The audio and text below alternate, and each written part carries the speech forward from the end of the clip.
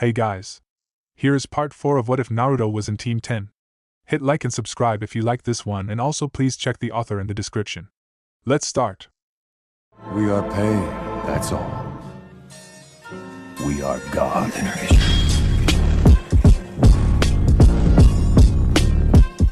Chapter 16, Path of Decision. The only way is a sphere, Naruto mused aloud. Jiraiya's final demonstration from their first day together had played out in the boy's mind almost non-stop since, only interrupted by eating, sleeping, and sessions with the man himself. Much to his chagrin, no matter how many times he had tried, the balloon had failed to burst. The Sannin hadn't been joking when he told him to stock up on balloons. He managed to pop it a few times, though never in the manner that Jiraiya had demonstrated. One time he had flattened his chakra into a disc that had stretched the latex past its breaking point. Another time his frustration with the seemingly impossible exercise had led him to popping the balloon with a concentrated spike of futon chakra. Ironically enough, both failures had resulted in new chakra manipulations that Naruto could call his own. The futon spike would be particularly potent in close combat. Jiraiya had left him with a condescending pat on the head when he had explained himself, and only said to keep up with the attempts to pop the balloon in the proper way. Which led Naruto to where he was currently, sitting cross-legged in the middle of one of Konoha's many training grounds with a water balloon in his right hand. "It's gotta be a sphere," the blonde mumbled. The water was rippling at too many different points at once for it not to be. "Gotta be big enough to pop the balloon too." Eyes focused on the balloon in his right hand, he gripped his wrist to steady himself. With a single exhale, chakra began to rotate inside the water-filled sphere, slowly building up speed. A single ripple appeared on one edge, bringing a determined snarl to Naruto's face. With a grunt, his chakra began to rotate faster, the sphere made larger. A second ripple appeared. Then a third. And a fourth. In a matter of 5 seconds, the entire surface of the water balloon was bubbling satisfyingly. Naruto removed his left hand from his right wrist slowly and carefully, managing to maintain the proper spin without the steadying hand. The smallest of smiles broke across the blonde's young face as he surveyed his hard work. "Now how to pop you?" More chakra would make more bubbles and stretch the latex more, he thought. But trying to speed up the rotation even more might do the same, and with less energy. "That, and I don't want to blow the damn thing up in my face," Naruto told himself wryly, thinking on the likely outcome that pumping too much more chakra into the balloon would result in. "Faster it is!" Refocusing on the still rippling latex, the blonde genin tensed his right arm, focusing intently on the wild chakra spinning the water in every direction imaginable. His life energy responded to his call and began to spin even faster, the surface of the water balloon bubbling in tandem with it. "Focus, Naruto!" FOC, his determined thoughts cut off abruptly as a slowly emerging presence made itself known at the fringe of his awareness. It hadn't been there even an instant before. Blue eyes narrowed in annoyance, sweat beginning to pour down his forehead, at the emergence while he attempted to split his focus between assessing the threat and maintaining his exercise. His mind reached a conclusion 2 seconds after the presence appeared, and his left arm snapped into action. Deft fingers retrieved a kunai and hurled it sideways towards the bushes. The presence hit itself in faster than normal eyes could track. The matte black knife parted the leaves and disappeared, only to reappear less than a second later as it returned at twice its original speed. Naruto only had time to let his eyes widen before the kunai had embedded itself hilt deep in his chest. An explosion of white smoke followed, and the water balloon dropped to the ground with nothing left to support it. From his place in the bushes, Jiraiya smiled. He maintained the expression even as he maneuvered his shoulders to block a dropping heel that came crashing from the heavens. The burly Sannin didn't even grunt as Naruto's kick found purchase, but grabbed the offending appendage and used it to hurl the blonde unceremoniously into the clearing. The genin hit the ground hard and rolled for a few feet before bursting into smoke. "Not a bad play, Gaki," Jiraiya said loudly over the crashing of the waterfall, finally deigning to step into the clearing. "But it'll take a bit more than clones and a clever substitution to get the drop on me." 2 hands burst from the pond where the water from the waterfall gathered, and Naruto pushed himself to the surface with a small grunt of effort. "Just trying to get your attention," the blonde said, scowling. "How long were you creeping on me for?" "That there's a secret, kiddo. If you can't notice me sooner, you'll never know." The Sannin openly grinned at the sour expression on his student's face before turning serious. "What was your objective with that kick of yours?" he asked abruptly. "Trying to maneuver you to the left or into the clearing," Naruto returned without missing a beat. "I had a clone in the bushes and myself underwater to follow up. And if I had moved in some direction other than what you planned, my clone was set to adapt to the situation, and I can always make more." Jiraiya nodded once in acceptance of Naruto's point. Make enough clones to cover all the points of maneuverability in the future. I'm sure your sensei, both of them, tried to teach you to be efficient with your chakra, but you said yourself that you can always make more clones. Not too many shinobi can do the same, and it's better to be prepared for any eventuality than have to adapt on the fly, regardless of how good you may be at it. What seems like a small waste of chakra now might save your life someday. Naruto nodded, his face serious as he digested the words. And use something a bit more lethal than a dropping heel when you're trying to get someone to move, brat. That kick may bruise, but that's all it'll do. The blonde opened his mouth to argue that he wasn't about to use lethal force on his sensei, even if the man wouldn't be fazed by it in the slightest, before he remembered his first encounter with Yamato. You won't succeed unless you come at me with the intent to kill. He closed his mouth before the ridiculous protest he had planned could escape, and nodded in acceptance. Yes, sensei. Fantastic! Jiraiya boomed, his good humor seemingly returned. Walk with me, kid. I've got some serious research planned for today, and I'm not gonna miss it for the world. The hot springs again, sensei?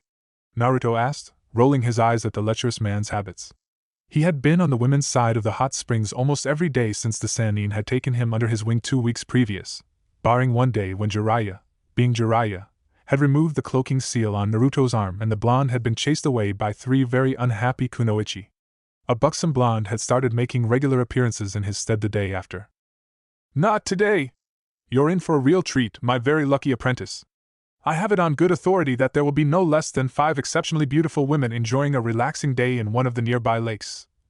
The man trailed off, leaving Naruto a combination of exasperated, disgusted, and, to his growing horror, interested. Well, there are worse things, the blonde boy mused, trying not to be too disgusted at becoming more and more like his sensei day by day. If becoming a pervert was the price Jiraiya demanded for his tutelage, Naruto would pay it every day. Who knows, maybe it'll even the odds with Ino and her damn teasing. With that not-so-unhappy thought coursing through his head, Naruto obediently followed the perverted Sannin as they pushed their way through a copse of trees. Paradise greeted their eyes.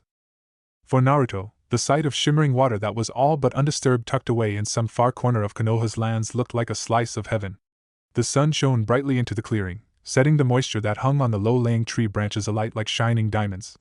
The smell of morning dew was immediately prevalent to the blonde, the slight breeze that tickled his hair carrying the smell of the forest around them to his nose. A high-pitched giggle that could only belong to Jiraiya shattered Naruto's vision of Avalon. A deadpan expression covering his young face, the blonde turned his attention to the 5 still forms resting on the grass across the water. 2 eyebrows raised of their own accord. That Hyuga stacked. How does that even work when they're that slim? That one in the purple suit isn't bad either, great muscle tone. Is that Kurenai-sensei? Naruto's train of thought derailed with the force of a crashing boulder at the sight of the jonin, clad in nothing but a simple black bathing suit. Her body glistened in the midday sunlight, showing clearly that she had been in the water not too long ago, and her inky black hair was slick with moisture as it cascaded down her back, contrasting sharply with her pale skin. Dancer's legs gracefully carried her to a towel that was laid on the nearby grass, each movement hinting at the power lurking just below each lightly toned muscle, waiting to be called upon. She was a vision, gorgeous, her skin all but unmarred, her body a work of art sculpted by years of training. She was the ideal kunoichi in the flesh. Asuma-sensei, mad respect. Now that is a picture worthy of my words. Naruto heard Jiraiya murmur. Who would have thought Yuhi Kondo's daughter would grow into such a beauty? It was his sensei's words that brought Naruto back to his senses. His cheeks flaming, seemingly of their own accord, the blonde hastily averted his gaze, choosing to stare resolutely at the water. Well, this is as good a spot as any, Jiraiya concluded, giving Naruto a slap on the back that nearly sent the boy crashing to the ground. Consider yourself lucky, kiddo. Not everyone gets to train with this kind of view. Wait, we're training here? Naruto asked, incredulous. Jiraiya-sensei, those 5 are all kunoichi, at least one is a jonin, the rest are at least chunin, and there's 2 close combat experts down there. And you want to use chakra that would let them know we're here? Are you crazy? He burst out in a harsh whisper, his mind calling up the information he had seen and digested without consciously registering it. Do I look crazy? Don't answer that. The Sannin quickly amended. Look, Gaki, we're so close to the training grounds out here that any residual chakra those kunoichi feel will get brushed off as just another ninja training nearby. They're not about to come running. Naruto opened his mouth to protest, but hesitated. Jiraiya had far more experience with avoiding the women he spied on than he did, and it wasn't like he could drag the man away to train elsewhere. The Sannin was intransigent when it came to completing his research, and could never be dissuaded from having some fine specimen of womanhood, or a few, nearby to observe. The blonde had tried multiple times, to no avail. At this point he figured it was best just to roll with it, and hope for the best. Yes, sensei. The genin grumbled, the note of respect that normally colored his tone noticeably absent. What am I working on today? Most days spent in the hot springs dealt with rectifying his supposed lack of observation skills, for Jiraiya always had nitpicks regardless of how much Naruto focused on his surroundings.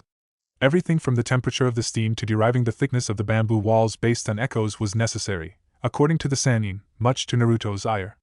There was always something he managed to miss. Days where they weren't in the springs, few though they were spent in some training ground or another. Those days were filled with Naruto summarily getting his ass handed to him from sunup to sundown, with any break in the middle being spent picking apart his taijutsu, getting a doton jutsu explained in detail, for Jiraiya used many, or licking his wounds. Such a style of training would be extremely impractical for anyone but Naruto, who could rely on the Kyuubi's chakra to heal him overnight, if not faster. If not for that, the sheer amount of bruising and flesh wounds he managed to accumulate as Jiraiya pummeled him would have been debilitating. It was harsher than any training Naruto had ever been put through, Yamato's taijutsu lessons included, or truly even envisioned. But both he and Jiraiya understood the urgency that lay behind every punch, blow taken, jutsu learned. He was going to be fighting a monster come the third exam. Normal training wasn't going to cut it. Why don't you show me how far you've come with that exercise I gave you? The Sannin said, eyes glued to the 5 women in the clearing. Naruto scowled at the man's lack of attention, but he supposed he ought to expect it by now. The man was blind to most things happening around him when there was a beautiful woman to be ogled, or at least that's how it seemed to the untrained observer. The blonde could never figure out how, but the lecher was seemingly hyper-aware of his surroundings at all times, regardless of what he chose to give his attention to. With that in mind, he pulled out one of the dozens of water balloons he had started keeping on his person. Recalling the work he had been in the middle of when Jiraiya had interrupted him earlier, Naruto gritted his teeth and whirled his chakra into a loose sphere. Ripples along the surface formed immediately, but not enough to pop the infuriating latex. Faster! Naruto commanded himself. His teeth grinding together so much he thought it should be audible, beads of sweat forming on his forehead. The blonde used every ounce of control he could muster to spin his life energy faster than it had ever spun before. More and more ripples formed, the latex surface utterly covered with them. And water suddenly splashed Naruto in the face as the balloon popped in a spray. Gah! The blonde's scream of surprise was cut off abruptly by a large hand over his mouth. They may not think much about chakra being used, but they have ears, Gaki. You want to let them know we're right here? Keep it down, Jiraiya ordered, his expression ornery. He removed his hand from Naruto's mouth, revealing an expression caught between glee and annoyance. It looked like a grimace. Did you see that, sensei? The genin whispered eagerly, letting his excitement at finally completing the exercise take over. No, I miss seeing you get splashed in the face by water. The Sannin deadpanned. Congrats on completing your assignment, kiddo, only took you a couple of weeks. The white-haired man ruffled Naruto's hair with a mocking smile, eliciting a scowl. What a prick.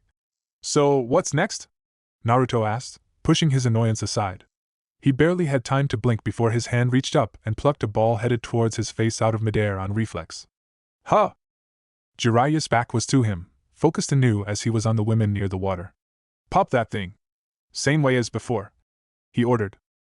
The genin narrowed his eyes at the man's back. Seriously, the same exercise? White hair bobbed up and down in time with the man's head nodding, the older man refusing to turn around. Naruto stuck his middle finger out at him, turning to survey the ball. And don't flip me off, Gaki. It's disrespectful. How did he? Naruto's thoughts on Jiraiya's supposed omniscience trailed off as he surveyed his newest adversary. It was squishy and it bounced low when the blonde tested it. The surface was perforated lightly. Hundreds of tiny holes were poked in it for some reason that was unfathomable to Naruto. At least that'll give my chakra room. His murmur trailed off, his eyebrows slowly reaching toward his hairline. Could it really be that simple? Rubber equals more density, which means more chakra, heh! Naruto spoke lowly to himself. Narrowing his eyes, he poured his life essence into the ball, every shred of his focus directed at recreating the same amount of rotation that had popped the water balloon. Only with twice the chakra, then 3 times, then 4, then 5. Jiraiya discreetly turned from his research to observe his student just as a ripple formed on the ball's surface. The smallest of smirks crossed his features. Well, I'll be damned. Naruto, too absorbed in his task to notice, finally gave up on increasing his chakra output in increments, and poured every bit of life energy he could muster into the ball, his control forcing it into a rapidly whirling sphere. One ripple became 50 in an instant, before the rubber exploded outward with a boom. The blonde fell backwards, grimacing and holding his now burned right hand in pain. Ow!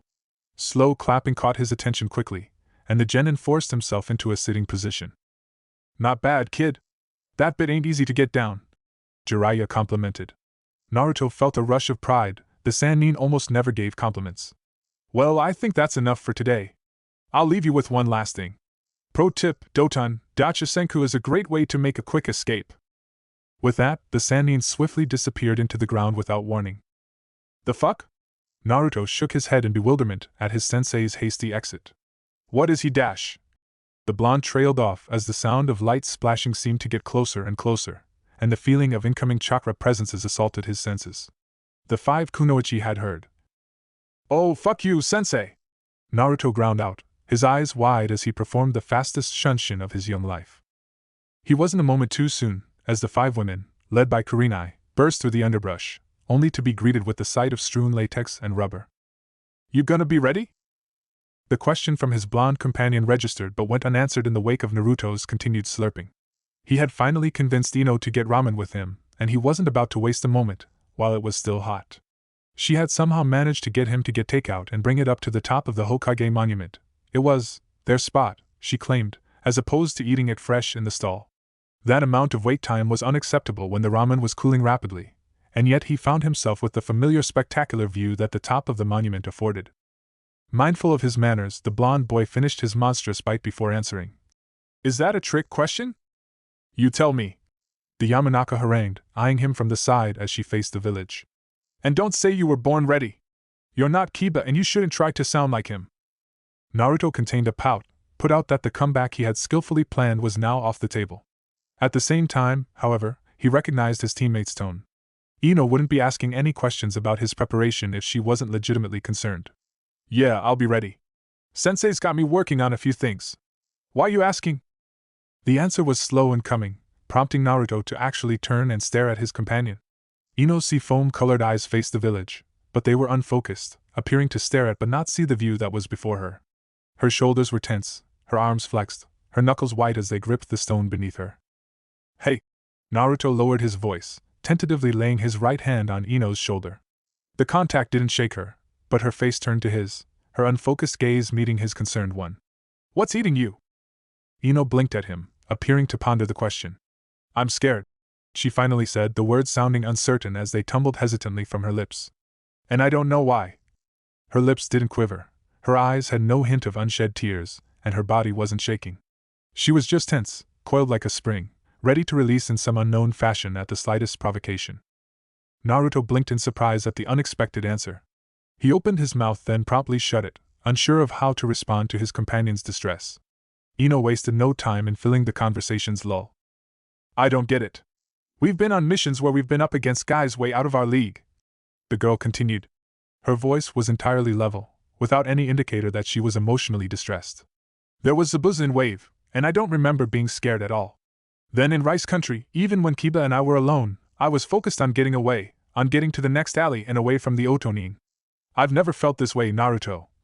She trailed off, the last sentence sounding like a plea for help to Naruto's ears. It was a plea he didn't know how to answer. What are you afraid of? He asked instead, his mind whirling to find a solution to his companion's problem.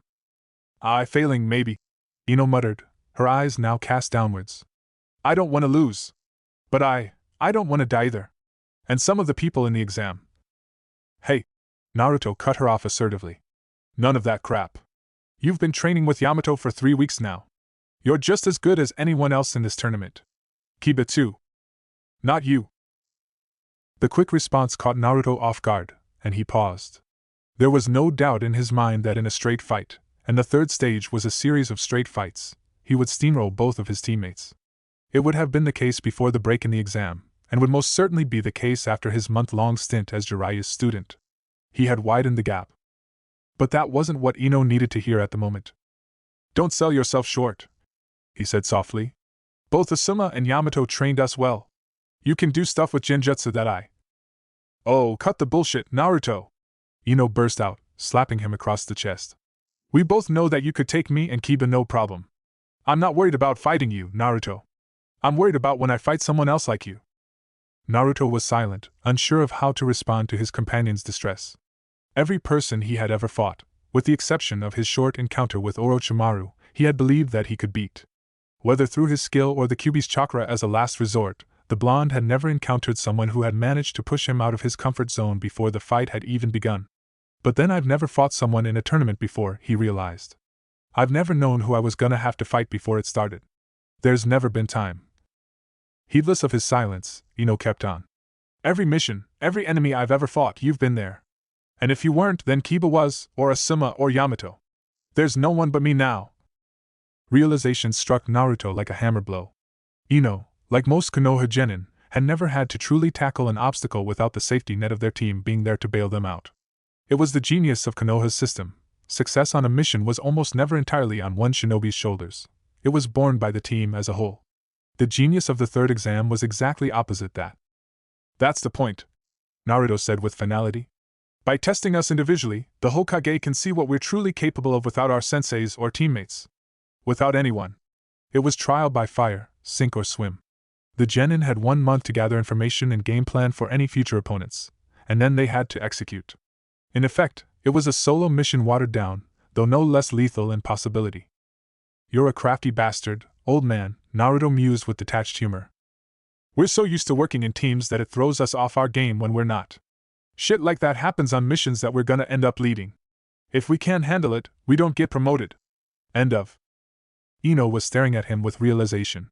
She blinked once, turning her face back to the village with a sardonic smile. Then I'm already failing, she said. Naruto had had enough. What's wrong with you? He exclaimed, throwing his hands skyward. You're sitting here moping about something that hasn't even happened yet. Where's your confidence, huh? Not everyone's like you, Naruto, the blonde girl nearly yelled. Her seafoam eyes were brimming with tears. We can't all be freakishly fucking strong genin who run through missions and enemies without a second thought. We can't all plow through anything that gets in our way. We get scared sometimes. She trailed off, wiping furiously at the tears that were now freely cascading down her face. Unsure of how to properly assuage Ino's fears, Naruto nevertheless wasted no time in pulling her to his chest. She collapsed against him without a moment of hesitation, burying her face into his shoulder. I'm just so scared, she whispered. Naruto rested his chin on top of her head and sighed. Give him an enemy to fight and he'd do it in a heartbeat, and yet, a crying girl had him at his wits' end trying to think of a solution. Get it together, Uzumaki. Unwittingly, the image of Itachi's Sharingan eyes that had been seared into his memory burst forth. The blonde shivered. I am too, he murmured. Do you really think I don't get scared too, Ino-chan? He asked gently. Yeah, but you just keep on going though. I freeze, Ino whispered, almost inaudibly. When we were in rice fields and Kiba and I were separated from you, we got cornered and I just froze. No weapon, no hand seals, no jutsu, no thought. Kiba was hurt, Akamaru was useless, and I just couldn't move. It won't happen again, Naruto said. You don't know. I do. It was a statement of fact and nothing less. I know because you're not gonna let it happen again.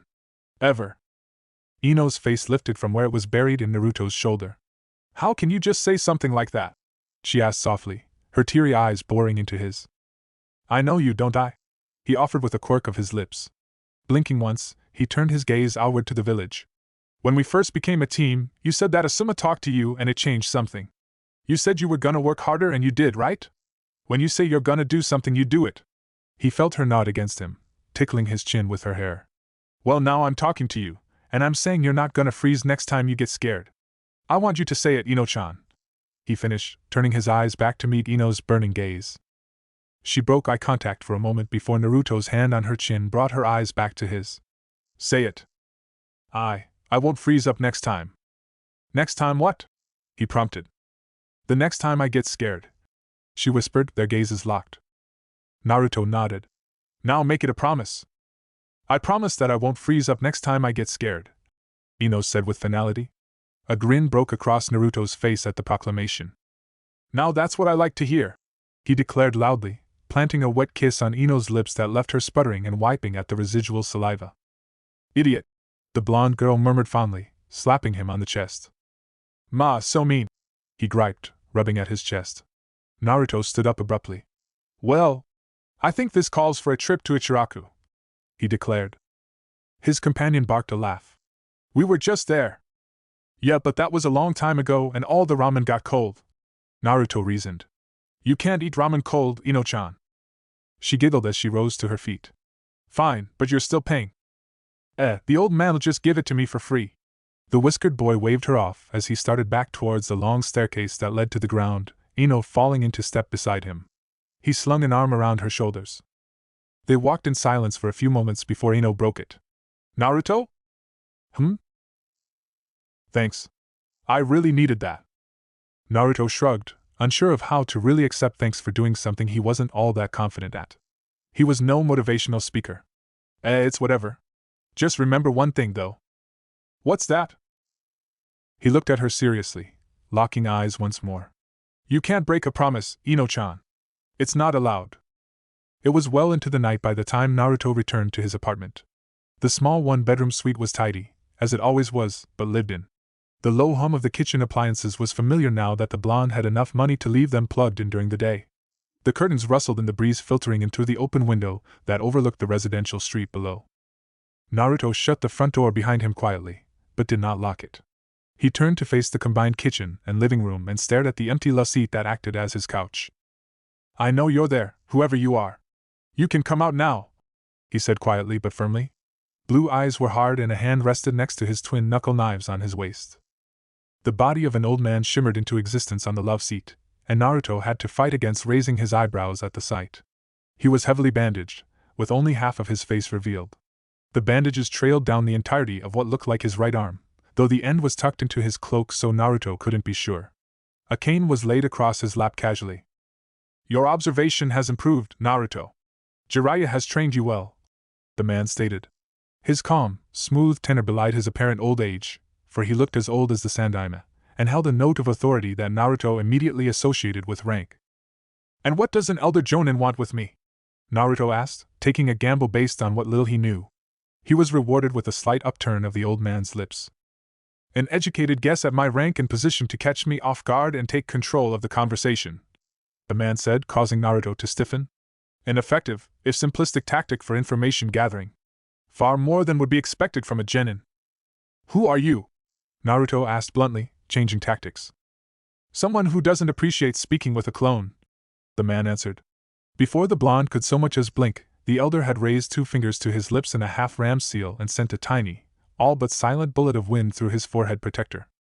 Smoke erupted where the revealed shadow clone had stood, leaving the mysterious elder alone. Not a moment later, the real Naruto rose from the floor, twin knuckle knives saturated with wind chakra that caused a breeze to pick up in the small space. His appearance elicited another half-smile from the man. "It's been some time since I've seen the hien. Your versatility with it is to be commended," the man complimented. "You've taken it further than my student imagined when he had those knives designed." Despite the situation and his confusion and wariness, Naruto couldn't help his mouth from dropping open. "You trained Asuma?" he asked before he could help himself. "For a time. Futon users are hard to come by in this part of the world. I helped him refine his skills when he first discovered his affinity." The elder remained motionless on the love seat, regarding Naruto through thin black eyes. "And to answer your previous question, my name is Danzo." Naruto, mind reeling from the casual reveal, deactivated his knives, though he kept them held loosely at his sides. "And what do you want with me, exactly? Not used to getting house calls from elders with an Anbu guard." The half-smile disappeared, giving way to neutrality and mild annoyance. "They're sloppy if they can be detected by a genin. Though you are no mere genin, I suppose? You've complimented me twice and I still don't know why you're here. Can one not simply stop by to commend a young shinobi for his good work?" The man was completely straight-faced, giving nothing away. Naruto had no idea if he was joking, but he didn't strike him as the type of man to joke. It didn't fit with his manner. Either way, the blonde had no idea how to respond, so he opted to remain silent. The silence held for a few seconds before the elder's lips quirked in what was the smallest smile Naruto had ever seen.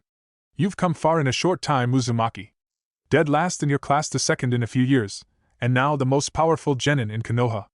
Quite the transformation, wouldn't you say?" Naruto remained silent, thrown by the casual assessment of his abilities. He knew he was talented, knew he was strong, but it was unnerving to hear a ranking shinobi say it in so many words. He had never been used to praise. I guess it is, he finally hedged. He didn't think of himself as the strongest genin in Konoha. It was a meaningless title. Walking around with the moniker wouldn't deter the likes of the Akatsuki. Across the room, Danzo regarded him with an impassive stare. One might even wonder what sparked such an amazing turnaround. The world may never know. The pounding of blood in Naruto's ears was almost all-encompassing, the prick of sweat forming on the back of his neck making feel like he was drowning. Could he know? His subconscious screamed impotently. Unbidden, the image of Uchiha Itachi's blood-red Sharingan flashed in front of Naruto's eyes. They will hunt you, Uzumaki Naruto. I couldn't tell you, he responded, his voice somehow level despite his alarm. The sound of the words on the open air seemed to reach his ears from a great distance. I wanted to be Hokage when I was younger. Somewhere along the way I realized I'd have to actually be something more than a dead last in order to do it. Danzo gave the words a slow nod. The pressure in Naruto's head lessened immediately, and he gave a slight exhale in relief. An admirable goal you and I have both shared, though you speak in the past tense. Maybe I don't want to be stuck behind a desk.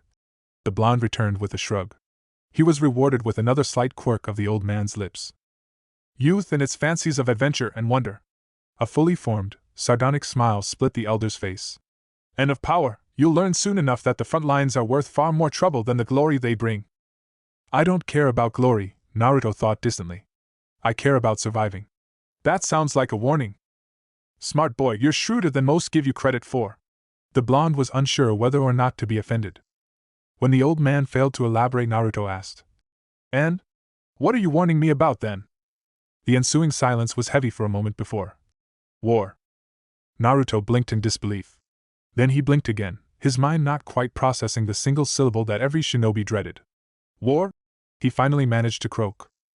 Danzo nodded, unperturbed by the blonde's sudden shock. As we speak, a coalition force from Sunagekure and Otogekure is preparing to attack the village on the day of the third exam, 2 days from now. Naruto shook his head in a vain attempt to clear it.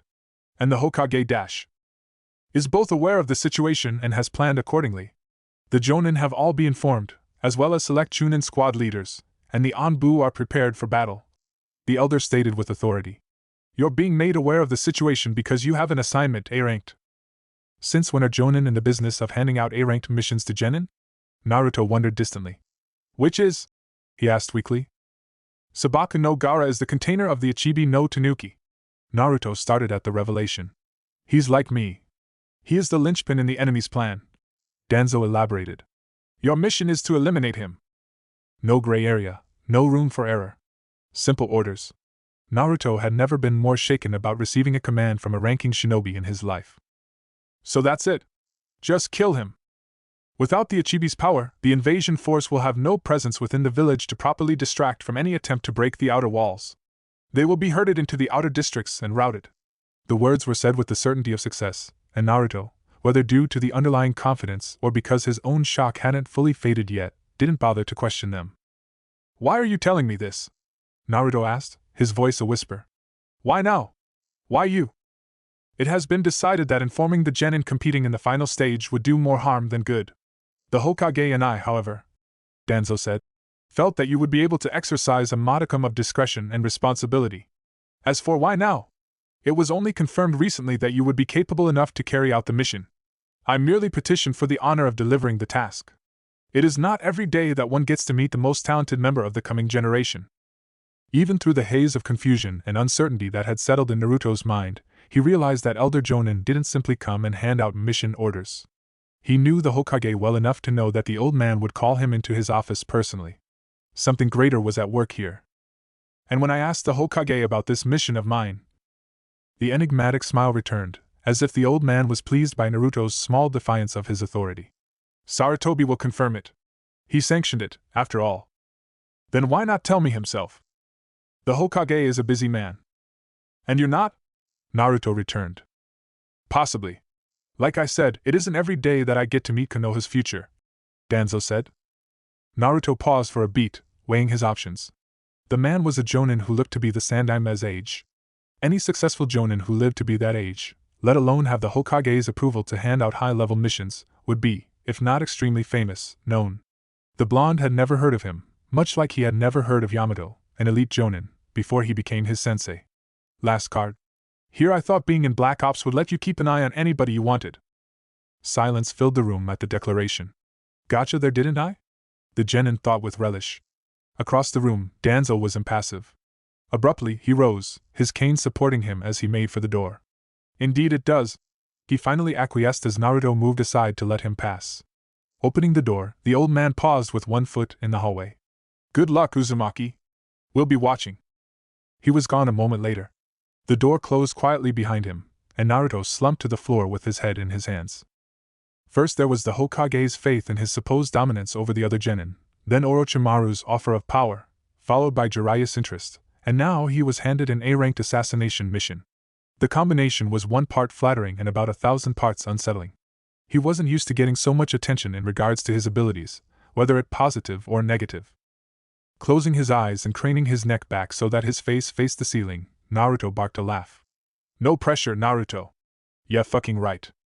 Chapter 17, The Best Laid Plans. There is never a good day to go to war, Sarutobi mused, but today is as good as any. His aged eyes darted to the heavens, taking in the massive expanse of blue dotted with fluffy white clouds for as far as he could see. It was gorgeous over Konoha on the day of the 3rd exam. Not too hot, not too cold, with a light breeze that just ruffled his formal, white robes. A fine day to die, he concluded, not satisfied, but content in his musings. One didn't make it to his advanced age, especially as a shinobi of his caliber, without contemplating death from time to time. Sarutobi had only truly feared for his life 3 times. The first had been when he had volunteered to sacrifice himself to Kumogakure's Kinkaku squad for the safety of his team. The second had been near the close of the Second Great War, when he took to the battlefield and dueled Ryotenda no Inoki to a standstill that turned the tide of war in Konoha's favor. The third had been the moment he felt the malevolent chakra of the Kyubi no Kitsune materialize on October the 10th, almost 13 years previous. And each time, that fear for his life had been tempered by a grim determination to see his course through to the very end.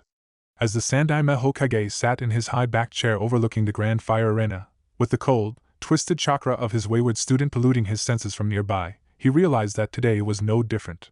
He would see his course through as he always did, for better or worse. In the meantime, however, he had a job to do. Raising one finger, he nodded his head in the direction of Shiranu Ginma, the new proctor in the wake of Gekkahaya's death. Gray eyes shifted to the contestants' balcony, where he knew the Sunagakure Jonin Baki was standing. Anbu had determined that he was the most likely suspect in the special Jonin's murder. He would be forced to pay his due for that slight before the day was over, Sarutobi suspected. Down below, Genma had introduced the genin. And now, ladies and gentlemen, honored dignitaries, our first match of the day will be Uzumaki Naruto of Konoha vs Sabaku no Gaara of Suna. If the other genin would please make their way up to the contestants' balcony. Sarutobi was pleased that no outright boos had greeted Naruto upon his introduction. The boy would likely never be all that popular with Konoha's general populace, but he had the respect of the shinobi corps. His exploits in both wave and river country had reached the ears of many. It was difficult for even his most vehement of detractors in the corps to doubt his results, especially after he had single-handedly ensured the survival of his own genin team, another genin team, and an injured jonin. His competence couldn't be questioned, and it was time for the questions surrounding his loyalty to be put to bed. Today, regardless of the impending invasion, would be Naruto's coming-out party. Danzo's assignment would see to that. The 2 other members of Team 10 had lingered with Naruto after Genma had dismissed them. Inuzuka Kiba clasped the blonde on his right shoulder, giving him a sharp nod. Yamanaka Ino wrapped her arms around his shoulders and whispered something in his ear before kissing him on the cheek. Naruto offered the 2 of them a smile. Get out of here, guys. I got this, Sarutobi heard the blonde say. Uzumaki is quite confident, Hokage, Orochimaru noted. His voice was a perfect imitation of the Yondaime Kazekage's, were it not for the distinctive feel of his chakra, muted though it was for reasons unknown, one that Sarutobi knew so well after years of teaching the man personally and that could never fully be masked. The Hokage likely would have been fooled. I'm afraid that confidence is misplaced. The Sandaime smiled in spite of himself. You're very sure of your son, Kazekage. Gaara has never lost a battle. And since his promotion to genin neither has Naruto, Sarutobi countered. Not even to you, student. He is full of surprises. A chuckle escaped Orochimaru's mouth. To his credit it sounded nothing like his own. Undoubtedly. We will see who is the better soon enough. So we shall. In the arena, Gaara was grinning maniacally. Mother will be pleased to finally taste your blood, Uzumaki Naruto. She has been impatient. Naruto, who had been in the middle of a light warm-up, paused. I'm sorry to hear that, he replied, confusion clear. He, along with the rest of the genin, had been witness to Sabaka no Gaara's particular brand of insanity in the preliminaries, but it was unsettling to experience firsthand. And is Mother impatient a lot? The manic grin widened. Only for the blood of the strongest. I will kill you, Uzumaki Naruto, and it will truly validate my existence. Not if I kill you first. The blonde tightened the black strap of his headband, letting the strands fall to his mid-back. He absently zipped up the front of his flak vest, never taking his eyes off Gaara. The red-headed Jinchuriki had nothing more to say, it seemed, only smiling his unsettling smile. Ginma, seeing that the posturing had come to an end, stepped forward. This match is the same format as the preliminary rounds. Killing is permitted, but the match ends the moment I say so. Any disregard for that will be met with immediate disqualification. Understood? The special Jonin was looking exclusively at Gaara for the duration of his speech. The redhead didn't spare him a glance. Understood, Proctor, Naruto said, speaking for both Jinchurikis. Ginma gave the blonde a considering look. He had been informed of Naruto's assignment, and nodded once. Stepping back, he said around his Fakimibari, in that case, let the match begin. To the untrained eye, Naruto was a blur of motion the second the words had left the proctor's mouth, but Sarutobi's sharp gaze caught every detail. The blonde leapt back with his hands in a cross-shaped seal. An explosion of smoke signaled the arrival of a Kage Bunshin that was already in motion. A wind-sheathed kunai aimed between Gaara's eyes left the clone's hand in less time than it took to blink. It traveled the yards between the Jinchurikis at a speed faster than Sarutobi had thought Naruto was capable of, but the Suna Genin's automated defense had already acted. Gaara stood with his arms folded over his chest, a bored look on his face as a wave of sand rose to meet the kunai in midair. The bored look abruptly changed to wide-eyed as Naruto's knife, encased in wind, punched through the defense in an explosion of sand. The redhead, caught unawares, only had time to let his hands drop to his sides as the clone substituted with the kunai, using the slingshot effect of the kawarimi to burst through the sand and inside Gaara's guard. A heavy haymaker connected with the underside of the boy's jaw, lifting the Suna Genin off his feet and sending him sprawling in the dirt with his sand chasing after him impotently. From the Kage box, Sarutobi allowed himself a smile. That maneuver would have immediately landed Naruto a promotion were it not already a foregone conclusion. It was well thought out and executed to perfection, leaving the real blonde out of harm's way.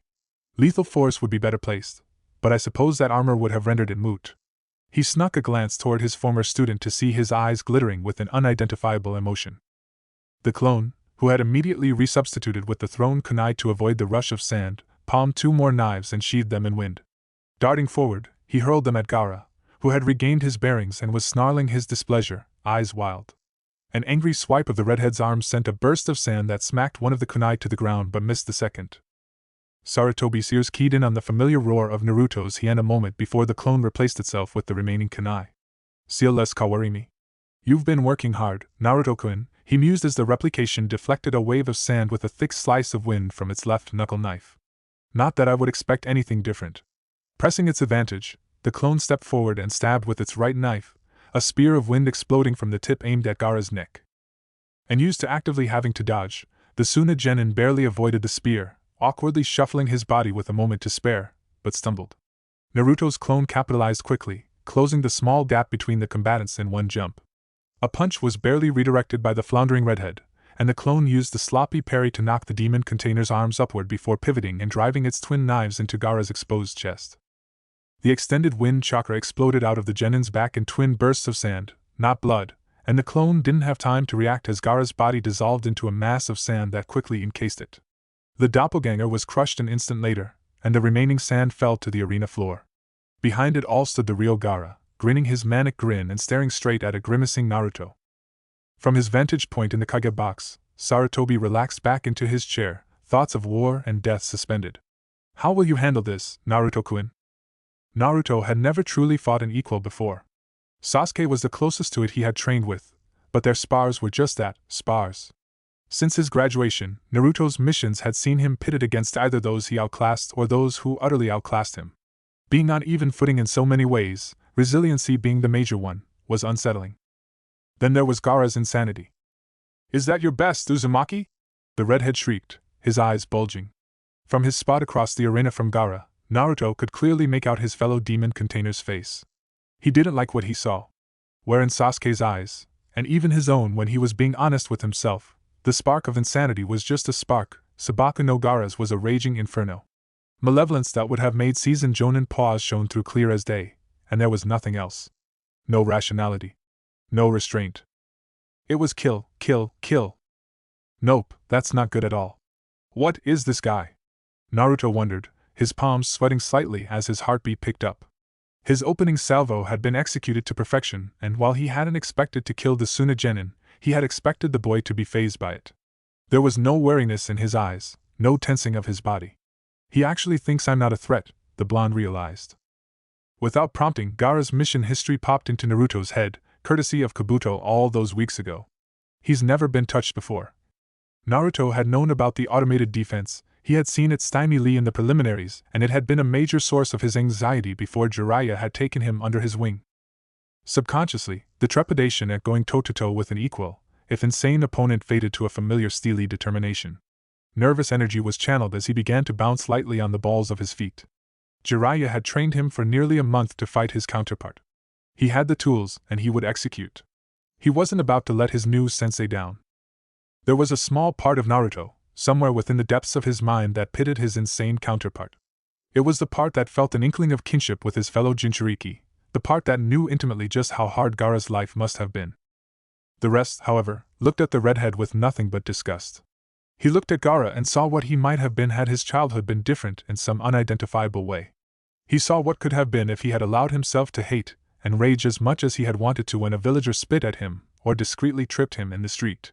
He had turned his hatred into mostly harmless pranks, and later he had channeled his rage into his training. Sabaku no Gaara was no shinobi. He was a rabid dog that needed to be put down.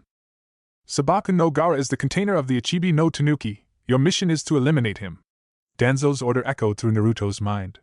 With pleasure, the blonde thought with relish, his focus sharpening to a dispassionate, calculating edge. Even with my speed and substitution, I won't be able to get in a good enough hit with the Rasengan to put him down. Gotta bypass the sand. Not even close. The whiskered genin finally called back. Rolling his shoulders, the blonde took a steadying breath and felt himself relax. Unbidden, a grin that matched Gaara's split his lips, and what it lacked in insanity it made up in pure malice.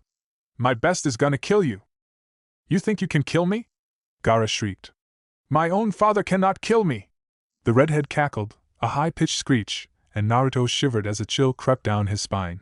No, Uzumaki Naruto. You cannot kill me, but you will validate my existence. The Tsunagenin slammed both his palms to the ground and a massive application of chakra sent a wave of pure sand summoned from the ether hurtling towards Naruto. Almost unaware of his own actions, his body acting purely on instinct and awed in spite of himself at the massive attack, Naruto formed a cross-shaped seal. A Kage Bunshin exploded into life as the original leapt backwards on chakra-enhanced legs. Landing crouched 10 yards back from his clone, Naruto watched as the doppelganger flew through hand seals. A charged futon, Daitapa burst from the clone's throat that plowed a clear path through the ocean of sand. Drawing its knuckle knives, the Kage Bunshin sent a torrent of wind chakra down them before taking off at a sprint into the newly created path. Naruto himself watched his clone's progress for a moment with satisfaction. Seeing the monstrous wave of sand bearing down on him even as his clone cut a swath through it, he grimaced. This is gonna fucking hurt, he muttered. Palming a kunai, he encased it in wind chakra and hurled it skyward with all the force he could muster. Blue eyes shifted to the flood of sand and narrowed as he steeled himself. Years of practice told him exactly when the knife hit the apex of its flight, and suddenly he was airborne, sharp focus and a small application of chakra replacing himself with his thrown kunai. The leftover chakra from his replacement was sucked in and slammed back into his coils as he hovered above the arena. Shit, that hurts, he thought as he gritted his teeth. Even with the Kyuubi healing him, he could only execute that maneuver a few times before he all but fried his chakra coils. With the threat of the invasion looming, that wasn't something he was willing to risk. Blinking to clear his eyes of tears that had formed, he surveyed the battlefield from above. His clone had successfully engaged Gaara.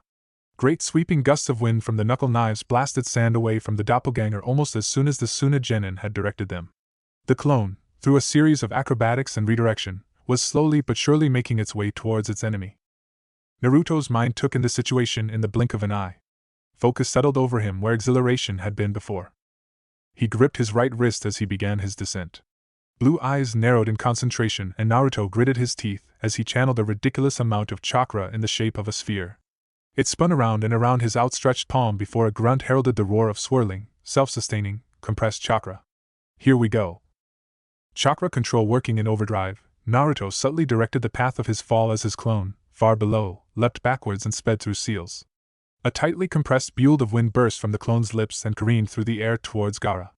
The redhead smirked maliciously as his automated defense rushed to block the bullet, and wasn't disappointed. The wind crashed upon the sand like water on rock, sending the grains flying through the air as the defense was dispersed. Gaara opened his mouth to taunt the clone but was cut off as the real Naruto, falling with the aid of both gravity and chakra, pounded him wordlessly into the ground like an angel from on high. The Yondaime's signature jutsu drove the unsuspecting Suna Genin into the arena floor and ground him down. An explosion of wind, dust, and rock burst from the newly formed crater, causing Naruto to blink reflexively as he let the spiraling sphere of chakra go to work. 5 long seconds later, he let the jutsu dissipate and stood over Gaara. The redhead was shattered, his left arm and right leg both at awkward angles that left no room for doubt as to their brokenness. Spiral burn marks from Naruto's chakra covered the boy where the Rasengan had impacted, eating through cloth and flesh alike.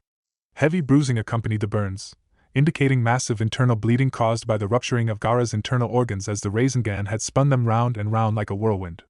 Sand was everywhere in the crater, remnants, no doubt, from the Jinchuriki's sand armor that had given Lee fits in the preliminaries. Nonetheless, the A-ranked ninjutsu had eaten through it like nothing. What a deadly ninjutsu, no one could survive that, Naruto thought, noting his counterpart's lack of breathing. He shook out his slightly singed hand. Mission accomplished. Distantly, the blonde demon container could hear the roar of the audience's approval over the sound of his own heartbeat and labored breathing. Glancing upward from his position in the 5-foot-deep crater, he could see that the crowd was on its feet and roaring at the display he had just put on. And, by the looks of it, it was a positive roar. Unbidden, the ghost of a smile crossed Naruto's face as the warm feeling of acceptance washed over him. For all their hatred, animosity, and insults, no one in Konoha, shinobi or civilian, was disrespecting him now. A singular bark of laughter escaped him, and he vaulted himself up and out of the crater to the sound of thunderous applause. His eyes rose to the Kage box, and the warm feeling in his chest turned into pride as the Hokage gave him a single nod. The proctor strode over to him, grabbed his wrist, and lifted it into the air triumphantly. "Ladies and gentlemen, your winner, Uzumaki Naruto." Genma was cut off abruptly as a loud cough from the crater drew his attention. Both his and Naruto's heads whipped around in abject disbelief. "Oh no fucking way," Naruto whispered. "He wasn't breathing. There's no way he survived that." Ignoring the growing confusion of the crowd, unsure why the winner hadn't been fully declared, he hastily palmed a kunai and leapt to the edge of the crater.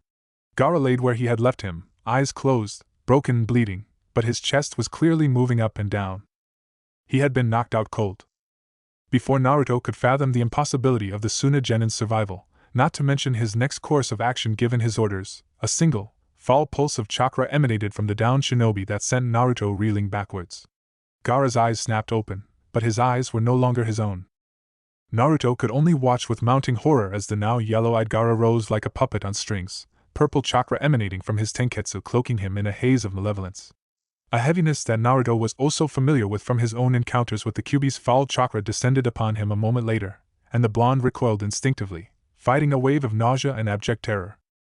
Before Naruto had time to move to end the now-possessed Genin's life for good, a cloaked figure blurred into his periphery. Reflexes honed by Jiraiya's training saved his life by making him duck a palm strike that was aimed at his throat. His attacker wasted no time, moving like the wind with hands that were glowing faintly with green chakra. The blonde stumbled backwards 3 steps and dove to his left, out of the way of yet another strike and away from the crater. Rolling into a crouch, Naruto unsheathed his knuckle knives and stared wide-eyed at his attacker. The cloaked figure stood at the edge of the crater, seemingly unaffected by the growing surge of demonic chakra at his back, garbed in a charcoal battle cloak. His face was covered by the mask of one of Konoha's Anbu. "Heh. Do be careful, Naruto-kun," the enemy said, his voice distantly familiar to the Jinchuriki. "The Shikaku is set free the moment young Gaara here loses consciousness." The man said nothing else as he disappeared in a haze of flame. Naruto and the stunned proctor had no time to contemplate the infiltrator's words before the residual sand that had been scattered about the arena suddenly rushed into the crater and began to coalesce, and an inhuman, unearthly howl split the air in and around Konoha. "I'm free!" One blink and the slightest flex of his chakra dispelled the feathers falling lazily from the sky. One blink more told him that his students were still under the influence of the illusion, but weren't in danger of being killed at that moment. A third blink told him the rest that he needed to know about his current predicament. There was a biju forming in the arena, and invaders were quickly moving to eliminate any still sleeping Konoha shinobi in the massive crowd. The faintest swell of nervousness settled in the pit of his stomach. You've prepared for this. What happens, happens. You have a mission, Tenzo, pull yourself together. In the moment he had taken to gather himself, Ino had shaken off the genjutsu and pushed herself to her feet. Sensei? She muttered, clearly confused. A twinge of annoyance at being delayed further was repressed as he faced his student. Konoha is under siege from Suna and Oto. Wake Kiba and proceed to the academy for further orders. Take any Konoha genin you find with you. The complicated set of emotions that crossed the blonde's face would have been comical had the situation not been so serious. She finally settled on something approaching dumbstruck, which was understandable given the information he had dumped on her. He had no time for that, however. Now! A single burst of concentrated killing intent shattered her stupefied silence, and the blonde scrambled to check on her still incapacitated teammate. Bringing his analytical gaze back to the arena, Tenzo put them out of his mind. They were as well trained as any genin. Whatever would happen to them was out of his control. He had far more pressing matters to attend to. The bijou was rapidly gaining cohesiveness, sand that hadn't previously been in the arena materializing from nothingness as malevolent chakra called it to bear. Naruto stood next to the similarly stunned proctor, for the first time in Tenzo's memory looking truly lost and out of his depth. He supposed it was natural. The boy had been trained to fight a Jinchuriki, not a bijou. Tenzo had been positioned in case the mad Suna genin had proven too much for his blonde counterpart, and released the demon of his own free will. No one had known that the beast would be unchained the moment Gaara lost consciousness. Pushing useless thoughts from his mind, Tenzo leapt from his perch on the balcony and powered toward his student. His hands rapidly formed seals that he had drilled to near excess almost 13 years before. Hokage Shiki Jiju and Jutsu, Kakwa Niten Sui Shu, he bellowed. Kanji carved from chakra etched itself into his palm as water and earth shaped to his will. 10 pillars exploded from the depths of the arena around the crater where the Shikaku formed, metal spike protruding from their length that immediately began to absorb the poisonous chakra like leeches on flesh. He landed in a crouch next to Naruto, palm outstretched and sweat beading on his brow. Sensei! Naruto shouted, both shocked and relieved. What are you dash? Cover my flanks! Tenzo bit out, directing it both at his student and the stunned special jonin. The technique had been designed by the Shodai in conjunction with other Mokuton techniques that were far beyond his meager, bastardized talents. It required all his concentration to maintain the attack without the supplemental justice, not to mention the added time. Naruto, to his credit, didn't question the order. The blonde, his eyes bleeding from clear blue to deep purple, bared his teeth in acquiescence, and turned his back to Tenzo's left side, searching for threats. To the jonin's right, the proctor did the same. No! In the crater, the bijou screamed its fury at being halted in its formation. You will not end my existence! It howled, but it was powerless to stop its own malevolent essence from being sucked into the pillars wisp by wisp. The spikes were like vacuums, slowly but surely sucking the purple, demonic chakra into the pillars where it dissipated to nothingness. Sand that had been gathering into a monstrous shape now fell back down to earth with nothing to guide it. Sweat dripping into his eyes, mind solely on maintaining the technique, Tenzo felt, more than saw his personal space invaded by the Anbu, who had disrupted Naruto just minutes before. The figure blurred into his periphery to his right and the proctor, to his credit, reacted before the masked man had even truly appeared. Steel glinted in the afternoon sun as the proctor made a lightning-quick stab with a kunai that the masked man twisted away from gracefully. The Anbu snatched the attacking appendage, hands glowing a faint green, and used it as leverage to pivot inside the proctor's guard and jab 2 fingers to the man's chest. The proctor, one Shurianu Genma, stumbled back a single step, clutching a hand to his chest in reflex. He didn't make it a second before he collapsed to the ground bonelessly, his eyes vacant in death. Tenzo's eyes widened at the lethality of the masked man, preparing to abort his jutsu to save the mission and his life. The false Anbu spun to attack but leapt to the right as Tenzo felt a blast of wind pass him, and cleave a 4-foot-deep trench where the masked man had just stood. Thanking whatever deities that existed, he refocused on his jutsu with a desperation born of true fear as his most capable student guarded his back. Come now, Naruto-kun. Leave this business to the adults, he heard the masked enemy say, voice dripping with condescension. Truly, this is no place for genin, even one as talented as you. His student didn't respond with words, only with an animalistic scream as his elemental chakra roared louder than ever. Tenzo's hair was buffeted and his feet felt the earth shake as aftershocks of Naruto's chakra exploded outward, doubtlessly seeking to drive the enemy further from him. His focus now solely on his task, Tenzo watched impatiently as his jutsu sapped enough demonic chakra for the bijou to lose some of its rapidly gained form. It shrank, screaming impotently all the while, as great purple wisps left its mass in greater number, as the technique gathered steam. Sand that had once been rushing to the center was now freely carried by the aftershocks of Naruto's Futon jutsus, turning the center of the arena into a massive sandstorm that Tenzo squinted his eyes against. The Jonin's breathing began to ease ever so slightly, just before his keen senses flared in warning and Naruto screamed, "Sensei!" from afar. He ducked just in time to save his head from being shorn off by a pure blade of wind, but had no time to avoid a follow-up roundhouse kick to his chest that sent him flying. His concentration evaporated as he righted himself in midair, a spike of pure frustration shattering his composure as his jutsu collapsed. He landed deftly on the balls of his feet, glaring at the Suna Jonin who had interrupted his mission so close to completion. Tenzo's mind characterized the man's attire, standard except for the curtain-like mask that covered half the man's face, and identified him as Baki. The Jinchuriki's sensei was one of Suna's elite, not to be taken lightly. Every second passing, however, was time for the bijou to form. That was unacceptable, elite Jonin in his way or not. His hands blurred through speeds too fast for the untrained eye to catch and he reared back, gathering chakra in his mouth, before spitting a bullet of condensed water at his enemy. Baki gave no ground, blurring through seals of his own and releasing a bullet of wind aimed at his head that shattered his teppadama in midair. Tenzo allowed it to pass harmlessly over his head as he completed another set of seals and slammed his palms to the earth. Doton Doriakatsu. The ground fractured as he poured his chakra into it, cracking at his enemy's feet before rising and splitting entirely with a resounding crack. Baki leapt to his right to avoid the chasm and Tenzo was on him in an instant. The former Anbu chucked a kunai at near point-blank range that the Suna Jonin avoided with a simple tilt of his head. The distraction served its purpose as Tenzo pivoted inside Baki's guard, kunai in hand aimed at his enemy's neck. The Suna Jonin, off balance, was forced to block with his forearm.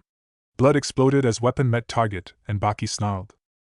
The Jonin used his damaged arm to grab Tenzo's wrist in a vice grip before pulling the Konohanin forward and thrusting out with his right hand. The Kaze no Yaiba formed within it struck out like a lance and pierced the Konoha Jonin at point-blank range, an explosion of wood the only result. Baki leapt back to make space as the wooden shards reformed into kunai that quickly made to skewer him.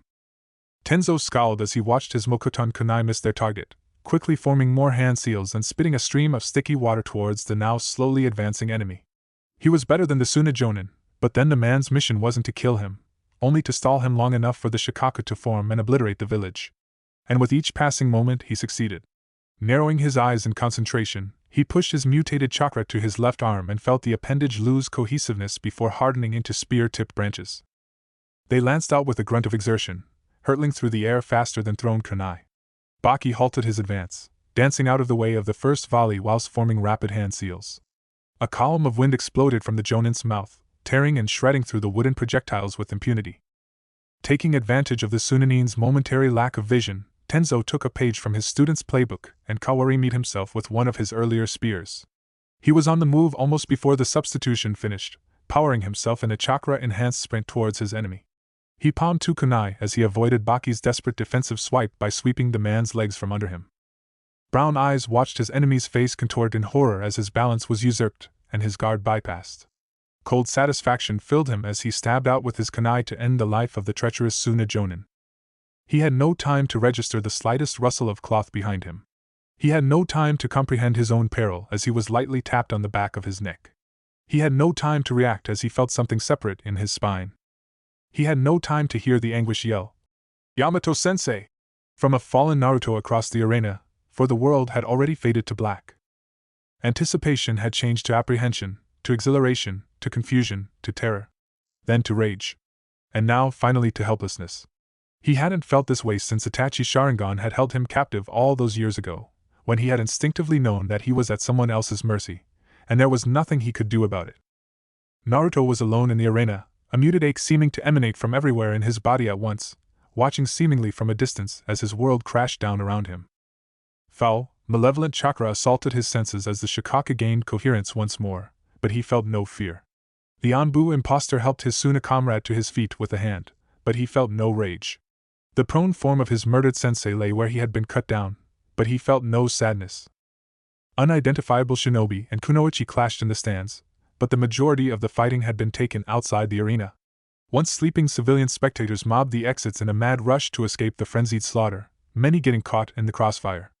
Daimyos cowered in their seats as their shinobi or samurai escorts shakily held their ground against the disorder. Atop the stands, a purple barrier had been erected around the Kage skybox, a mini forest within it obscuring all occupants from view. Sabaku no Gaara is the container of the Ichibi no Tanuki. He is the linchpin in the enemy's plan. Your mission is to eliminate him. Danzo's orders rattled around his psyche for a moment as the blonde took stock of the chaos that had enveloped his home, Jiraiya's teaching asserting itself even now. There was no elite team coming to the rescue. There was no cavalry hidden away in the bowels of the arena. His comrades were dealing with their own enemies. It was just him. He had his mission. And you are failing! Some distant part of his mind screamed. Gingerly pushing himself to his feet, Naruto rushed chakra to his left leg, which had been deadened by a glancing brush of the masked enemy's hands. His lip curled as he heard the Shikaku scream. I'm finally out! And there are so many people I want to kill right now! That was his assignment. There was no thought about logistics. The how didn't matter. He'd find a way. Or die trying, his mind supplied. From the looks of things, I have another minute before it's fully formed. But I still got these fuckers to deal with, he grunted, turning his gaze towards the masked man and Suna Jonin. The Jonin surveyed his student's transformation with a grimace, moving back a leap as more and more sand coalesced into a demonic hole. The impostor was staring right at him, however, the unseeing eyes of the Anbu mask seemingly piercing Naruto to his core. Naruto glared right back. The man had been the cause of death for at least 3 Konoha shinobi. The Suna Jonin had aided him in the killing of his sensei, and both stood in the way of his mission. His mind was calm amidst the storm, his purpose was clear, and his rage burned like ice. This wasn't about either of the 2 treacherous men opposite him, this was about the safety of his home.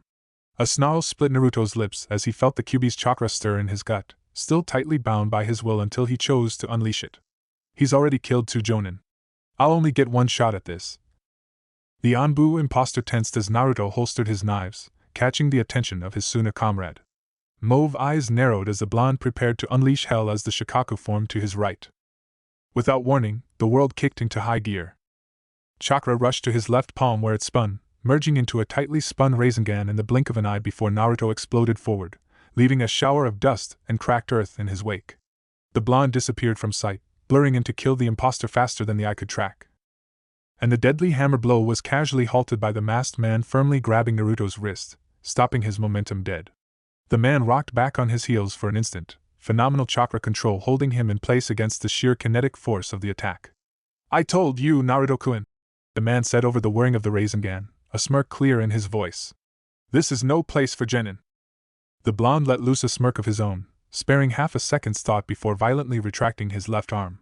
The masked man was good, but the split second when he was off balance was all the time Naruto needed to pivot and unchain the demonic chakra that had been begging for release in a devastating punch. The fist connected with the imposter's chest in a detonation of malicious red chakra, and the man had no time to blink before he was blasted through the arena wall behind him like a bullet. The demonic chakra bubbled and burst forth from Naruto's tenketsu with a searing heat that pierced him to the bone as he moved to press his advantage. A quick turn squared him up against the stunned Suna Jonin, and he lanced out with a spear of pure chakra before the man had time to attack.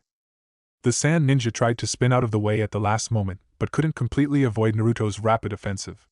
Coming out of his rotation, grimacing in agony as now exposed skin on his upper chest sizzled where his flak jacket had melted, the man tucked and rolled to his left to avoid being decapitated by Naruto's attempted clothesline. A kunai found its way to his good hand in time to hastily parry a slash of the blonde's claws.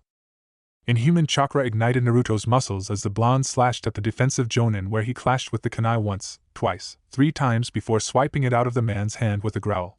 Sliding inside the Sunanin's guard and jabbing with his right claw, he dug into the already damaged flesh of Baki's upper left chest as the man let loose a shriek of pain. A quick twitch of the man's reflexes prevented him from skewering the heart, but Naruto didn't waste time lamenting his missed opportunity. Even as the corrosive chakra ate away at his enemy's flesh, Naruto reversed his momentum and pulled the Sunanin into a grapple before torquing his body and slamming the Jonin into the arena floor with a crash and explosion of smoke. Kawarimi, Naruto's clouded mind supplied, but he was already in motion, rolling out of the way of a futon, Renkuden and squaring himself up for another lethal offensive. The Jonin blurred through hand seals as fast as his injury would allow and swung his head back and forth with 2 fingers pinched around his lips. 5 blades of wind erupted from the man's mouth and screamed towards Naruto, who was forced to strafe to his right to avoid being cleaved to pieces. The blonde moved to press forward on the offensive but was halted as 3 spheres of wind crashed to the arena floor, enhanced reflexes powering him in a tight backwards leap away from the danger. Red, slitted eyes narrowed in frustration as the Jonin launched a massive, compressed sphere of Futon chakra before he had even set his feet.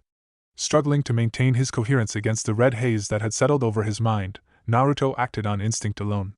Pulling the poisonous chakra of his prisoner to his throat, the now feral blonde reared back and screamed. The burning chakra escaped Naruto's mouth in a wave that crashed against the inclement wind sphere and exploded in a swell of foul, humid air that quickly blanketed the arena as a whole, pushing the enemy Jonin back a step. The Sunanin's lip curled in response to the counter, teeth grinding against the pain of his wounds, before chancing a tiny glance over his shoulder, where the Shikaka had nearly completed its formation.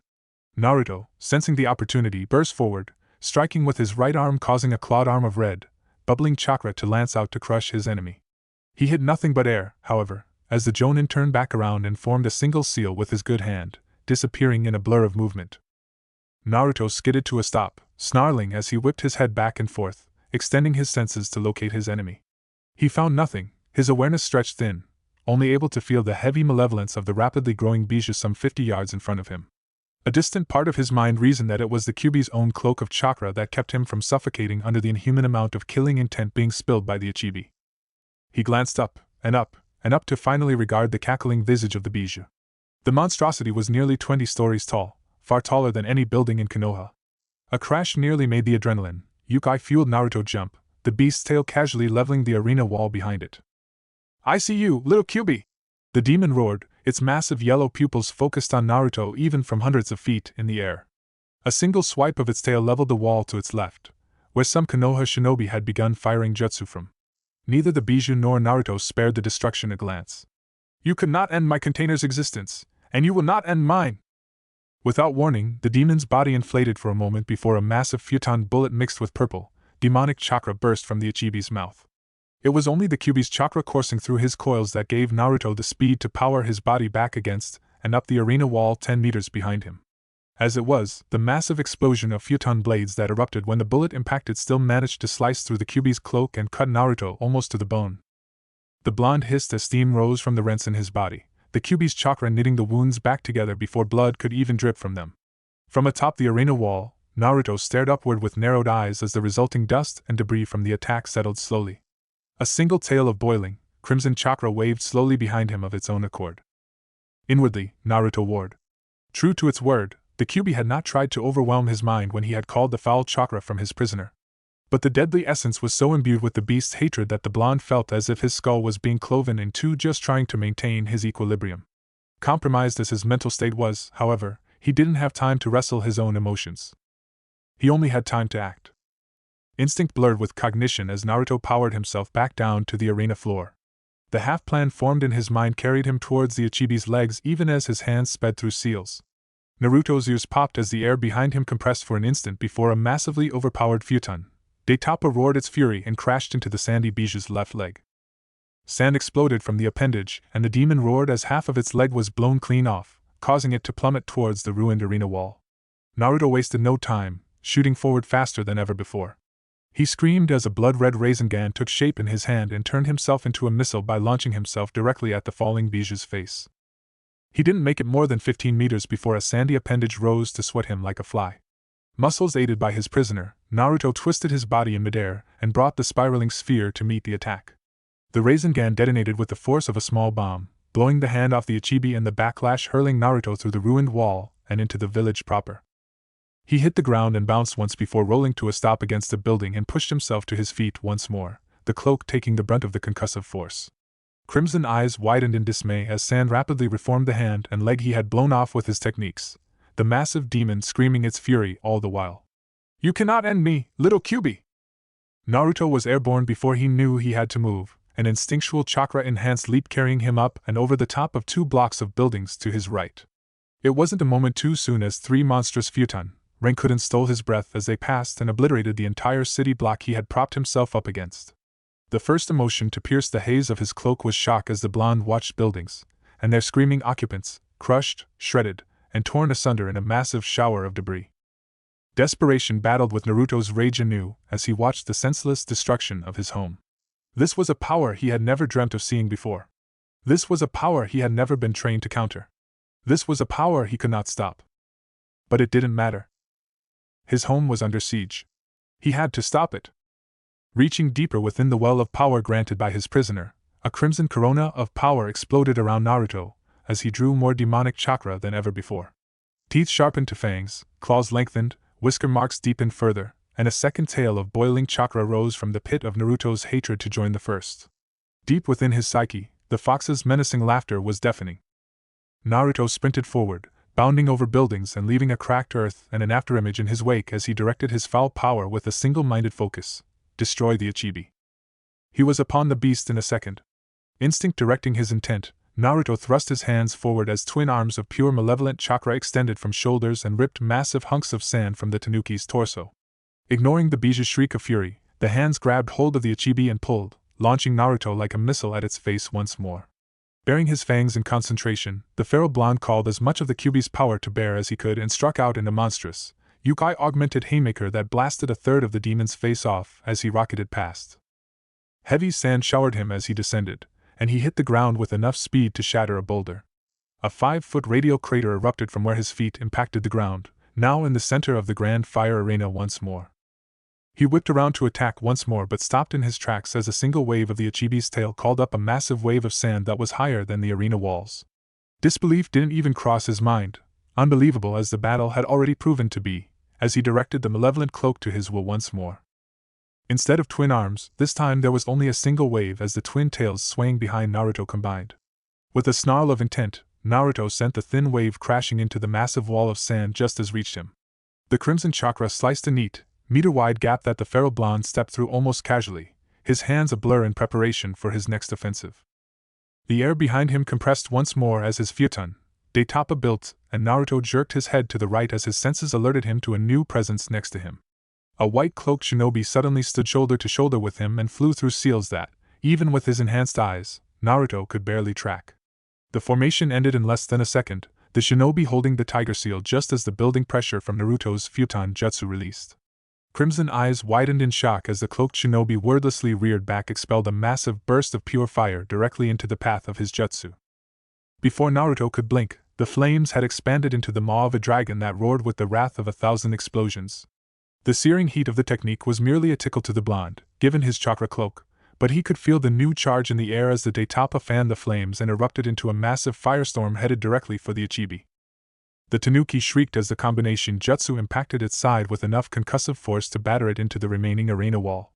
White-hot flames melted sand in an instant, fusing it together and forming glass that shattered with a crack that could be heard across the entire village. Even as great shards began to cascade to the ground, Naruto turned red eyes to meet his unexpected comrade suspiciously. The cloaked shinobi, wearing a cat mask, wasted no time. Uzumaki, command has determined that the most successful course of attack will be a strike to the Ichibi's head, killing the container within, the man said in a rushed voice that somehow lacked inflection. Naruto strained to hear him over the cacophony of laughter and pounding in his skull. Further damage to village infrastructure has been deemed unacceptable. You have been drafted to aid my squad in eliminating this threat. Do you understand? The last phrase wasn't a question, and Naruto, even in his warring mind state, didn't treat it as one. Understood, he growled, not out of displeasure but because he could do nothing else with the Kyuubi's chakra running rampant through his system. Follow, the Anbu ordered, leaping away towards the stands as a second figure cloaked in white dropped to the arena floor and sent a compressed blade of wind toward the rapidly reforming Ichibi's legs. Naruto complied a moment later, appearing beside the cat-masked man in the now deserted stands. The only ones left were corpses. On my signal, my squad and I will engage the Biju in a coordinated attack that will halt its movement long enough for you to attack the target, the man stated, voice calm amidst the destruction. Position yourself on the roof above us. It will give you the best vantage point to attack from. I will signal you when it is your time. Naruto nodded curtly, his mind moving a mile a minute to process the surprising turn the battle had taken. He turned and dashed for the exit, crimson chakra still enveloping him, when the ANBU's voice stopped him once more. Uzumaki! The circular eyes of the mask bored into Naruto. We only have one chance at this. Make it count! This time, the blonde didn't even bother with a nod before vaulting himself up and flipping backwards to the roof of the stands. Higher now than even he had been on top of the arena wall, the Shikaku still dominated Naruto's vision. Even at nearly 10 stories high, the raging demon loomed higher. Instinct had led him to attacking the head earlier, but he had only barely reached it once before. But some distant part of him reasoned, his new teammates would likely take care of that minor detail. Ignoring the sound of his heart pounding like a drum in his ears, the Kyuubi's continued maniacal laughter resonating through his entire body, and the Ichibi's screams of rage, Naruto brought his hands together in front of his face. Baring his teeth, he swirled the corrosive chakra coursing through his coils into a tight sphere that forced his clenched hands apart with a grunt. But he didn't stop there. He had one shot to end this madness, and he was going to make it count.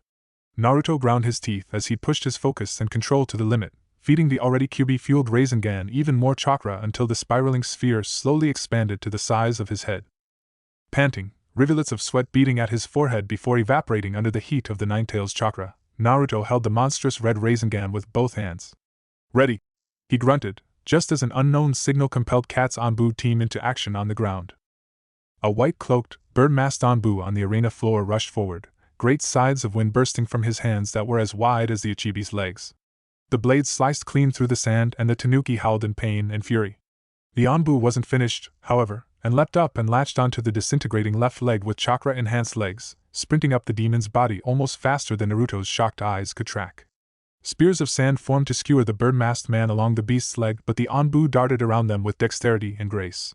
Reaching the demon's hip in less than 2 full seconds, the Anbu flashed through 4 seals and slammed his hand against the sand and vaulting himself backwards and away from yet another spear. Dozens of explosive tags rushed forth from where the Anbu had touched the Ichibi, rapidly encircling the beast's left leg even as it swatted at the airborne man. The tags detonated in a colossal explosion of fire that consumed the Bija's leg and halted its offensive. With a shriek, the Shikaku tumbled, sand dispersing everywhere as it crushed the last remaining arena wall. "I'll slaughter you all!" it screamed as it impacted the ground with an almighty crash. Whatever else it might have said was muted as a greenish-brown dome of clay shaped like the face of a boar appeared from nowhere and encased it whole. "It won't hold for long," said the cat-masked Anbu, who had somehow appeared next to Naruto on the roof unnoticed. "My Justa will bind it when it breaks free. Move on my signal." Naruto and the Anbu waited 2 full seconds before a scream of "Nico!" tore through the air and the clay dome began to shudder. "Now!" the Anbu ordered, speeding through hand seals, but Naruto was already sprinting for the edge. He launched himself off the roof just as the Shikaku shattered its temporary prison with a roar that shook the very foundations of the village. 4 stone pillars burst from the earth just as the dome exploded outward, dozens of bolts of lightning arcing from the stone and striking the Ichibi instantly, immobilizing it as the booming clap of thunder stole away Naruto's hearing. The blonde flew faster than ever before, the Kyuubi's cloak pushing him to speeds he never dreamt of reaching. Eyes narrowed in intense concentration, Naruto hit his apex and began to fall, his will directing his chakra which carried him on a crash course for the Ichibi's head. He let his will guide him as he fell, instinct having taken over completely, faster and faster as blue lightning and sand encompassed his field of vision. He didn't notice when the pillars cut off their assault. He only noticed sand and massive, malevolent yellow eyes as he drove his Rasengan into the Shikaku's head like an angel of divine wrath, screaming his feral battle cry for the whole village to hear. Crimson eyes squinted against the immediate sandstorm, barely glimpsing a shock of red hair amongst the grains before the spiraling sphere detonated with the force of 100 explosive tags, and he saw only white. Naruto's eyes went blind, his ears bled, and he screamed his throat raw as the explosion consumed him. Teeth shattered and skin melted and fused back together as the instantaneous heat pierced the Kyuubi's cloak before the blonde was hurled away like a speeding bullet. Absently, as if from a very great distance, Naruto felt himself crash to the ground and crater. Agonizing heat enshrouded him as the Kyuubi's chakra wasted no time in knitting rent flesh back together, regrowing bone, and remaking hair that had been reduced to ash. Naruto paid it no heed as he used his last ounce of willpower to force his eyes open. Fighting rapidly encroaching darkness at the edges of his vision, he could barely make out the sight of a desert's worth of sand crashing back down to earth from what seemed like a mile away. Heh! He exhaled in what could have been a laugh. Paying it, or anything else, no mind, Naruto let darkness claim him. Chapter 18, Outside These Walls. He had never been one for funerals, he hadn't been to one in decades. Somewhere along the way in his life he had gone to one too many, buried one friend more than he could stand, and avoided every other he was supposed to be at like the plague ever since. It wasn't about respect. Everyone he had ever fought beside knew just how much he cared for his comrades. It was about his own happiness. No shinobi he had ever fought beside would care if he showed up at their funeral, so he didn't. Life was too short to be spent mourning those who had lost theirs. He had had that figured out by the start of the Third War. Was it selfish? Probably. Did he care? Not a chance. He hadn't attended the service for his most prized student years ago, though he had considered it, so it would come as no surprise that he didn't show up at his sensei's either. Instead, he gathered up his newest student and whisked him away to find the old man's replacement. It was a journey filled with adventure, intrigue, and most importantly, debauchery, or at least that's what he told Naruto when he'd kicked his door in that morning. "Ne-sensei. You still haven't told me who we're looking for," Naruto whined from just behind him as they powered through the treetops. "Or you know where we're going." He had been known to leave out potentially key details on more than one occasion, but in his defense Naruto hadn't put up much of a fight when told they were leaving this morning. The boy was as big a fan of funerals as he was, it seemed. "We're going to find a princess," Jiraiya exclaimed, a shit-eating grin on his face as he turned to behold his student's stupefied expression. You weren't expecting that one, were ya, kid? If you didn't want to tell me you could've just said geez," the blonde mumbled. Jiraiya laughed outright at the irritated expression on the boy's face. He was too easy to tease. The Sannin turned himself fully to face his student, now skipping backwards through the trees at pace. "Who says I'm fucking with you, kid?" he returned easily, expertly hiding the smallest of hitches in his voice as his newest student morphed into a ghost. Close-cropped blonde hair lengthened, forming bangs that framed a sharpened jawline. Narrower blue eyes glimmered in annoyance as whisker marks faded to nothingness, replaced with unblemished tan skin. Namikaze Minato stared back at him for a lost moment in time before Jiraiya blinked and the ghost of his past faded back into the ether. Despite having his mother's face, Naruto was damn near the spitting image of his father with his new green flak vest. The Sannin quickly turned back around to face forward. "Oh, I dunno, sensei, common sense?" the blonde piped sarcastically. "Fair point," Jiraiya conceded, still shaken. "Bah!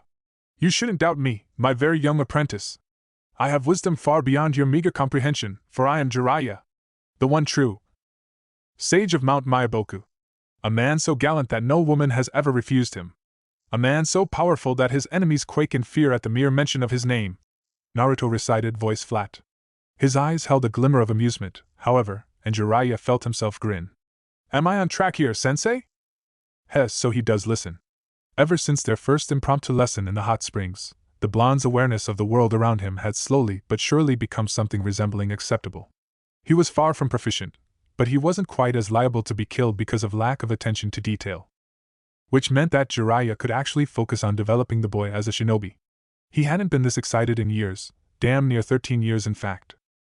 13 years of traveling the world over, searching for whispers of his traitorous teammate. 13 years of poor leads and dead ends. 13 years of dedicated service to his village, looking for threats and neutralizing them before they truly materialized. 13 years of trying to forget about the loss of a man who was supposed to change the world, and 13 years of wondering how he was ever going to explain everything to his godson. 13 years of trying to put into words how Sarutobi's request, not order, to stay out of Naruto's early life, in the wake of Minato's death, had been a good enough reason to stay away. He had no explanation, none that he had dreamed up had ever satisfied his conscience, and he knew beyond a shadow of a doubt that they would satisfy Naruto. So he leapt when Sarutobi had finally put him in charge of the boy's development. Over a decade of traipsing about every corner of the continent suddenly became worth it. He had uncovered information about an organization that was hell-bent on capturing the Biju, their hosts be damned, and knew that Naruto would soon be hunted. And not just by the Akatsuki. Not even he had predicted that Naruto would ever get caught up in Orochimaru's twisted machinations, which only heightened the pressure he was under. Naruto needed to be well prepared to fight the coming darkness, and the task had fallen to Jiraiya. Perhaps 13 years was too conservative of an estimate. He hadn't been this excited since the end of the Second Great War. He had had 2 students prodigiously talented in the shinobi arts, either of whom he had been certain would change the world as the child of prophecy. Minato and Nagato, 2 boys from different nations that he had been blessed to bestow even a fraction of his knowledge upon, legends in the making who had the potential to shape the world into a place worth living in. And then they were dead. Nagato and his friends slaughtered by Hanzo sometime near the end of the Third War. Minato cursed to an eternity in the Shinigami's stomach, stopping the Kyuubi's rampage. Naruto was the only one left, and where before Jiraiya had felt all hope for the prophecy lost, he now saw a glimmer of possibility. At 13, the boy was blessed with his mother's vitality and strength of chakra.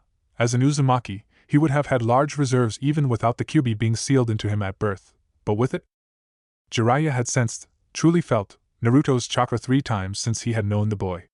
Once in the forest of death when he had unleashed his rage upon the outmatched Oto Genin. Once when he had completed the second stage of training to master the Rasengan. Once when he had let loose a fraction of the Kyuubi's power in his fight against Gaara. Massive didn't truly begin to describe what Jiraiya had felt. Oceans of chakra had greeted his senses. The Kyuubi's otherworldly reserves had bled through the seal for over a decade, leaving the blonde teenager with so much that Jiraiya doubted that he'd ever in his life experience true exhaustion. Minato had been a genius among geniuses.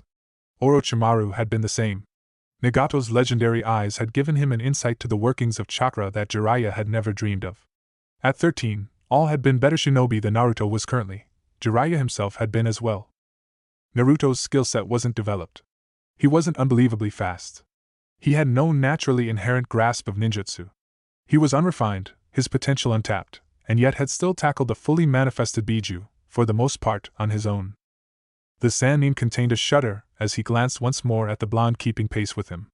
No, excited didn't really begin to cover what Jiraiya felt about being able to teach Naruto. People looked at him differently now. They had always looked at him, whether they wanted to or not. At first with disdain and thinly veiled rage. Then with wariness. And finally with disdain once more. He wasn't used to all. What were you expecting, idiot? His traitorous mind supplied. He had, after all, damn near fought a Biju on his own. It wasn't unreasonable that the general populace started seeing him in a different light considering he played an integral part in defeating the greatest threat to Konoha proper since the first Great Shinobi War, with a little help from a friendly neighborhood Anbu squad, of course. The general populace didn't care about that part of the story. Hell, few enough shinobi cared that he had had help. He had beaten back the threat, scattering the Biju's chakra to the 4 corners of the continent when he obliterated Gaara. They didn't see the exhaustion that had kept him unconscious for over a day. They didn't see the tears that fell when he was told that the Sandaime had died in a last-ditch, failed effort to destroy Orochimaru. They lauded him as a hero where they had once scorned his very existence. Some were still wary, of course. 13 years of hatred could hardly come undone that easily, but the blonde had never been the recipient of so many well-wishes in his young life. He wasn't used to all, and he didn't like it. The irony? He was only a few short years removed from having wanted that kind of attention more than anything else in the world. Even Ino and Kiba looked at him differently, though they hid it well. There was a wonderment in their gaze even as they made fun of the villagers who damn near tripped over themselves thanking him. A wry tint in Kiba's voice as he made a joke about still being able to take him in a fight. A glint of pride in Ino's eyes as she pulled back from giving him a goodnight kiss. They were the hero's teammates now. With the villagers it had been a surprise and an annoyance at their hypocrisy, but altogether not unexpected. Ino and Kiba were his family. They weren't supposed to treat him like anything other than their teammate and friend, and a bit more, in Ino's case. While he supposed it wasn't nearly as heavy-handed as the villagers' turnabout, it still irked him. Worst of all, he couldn't really explain it to them. How did one explain that they hated almost everything to do with the fickle population he had lived among for his entire life? That their change in behavior, however slight, reminded him of the villagers he had come to hate. They had seen his anger, even gleaned a hint of understanding upon learning about the Kyuubi.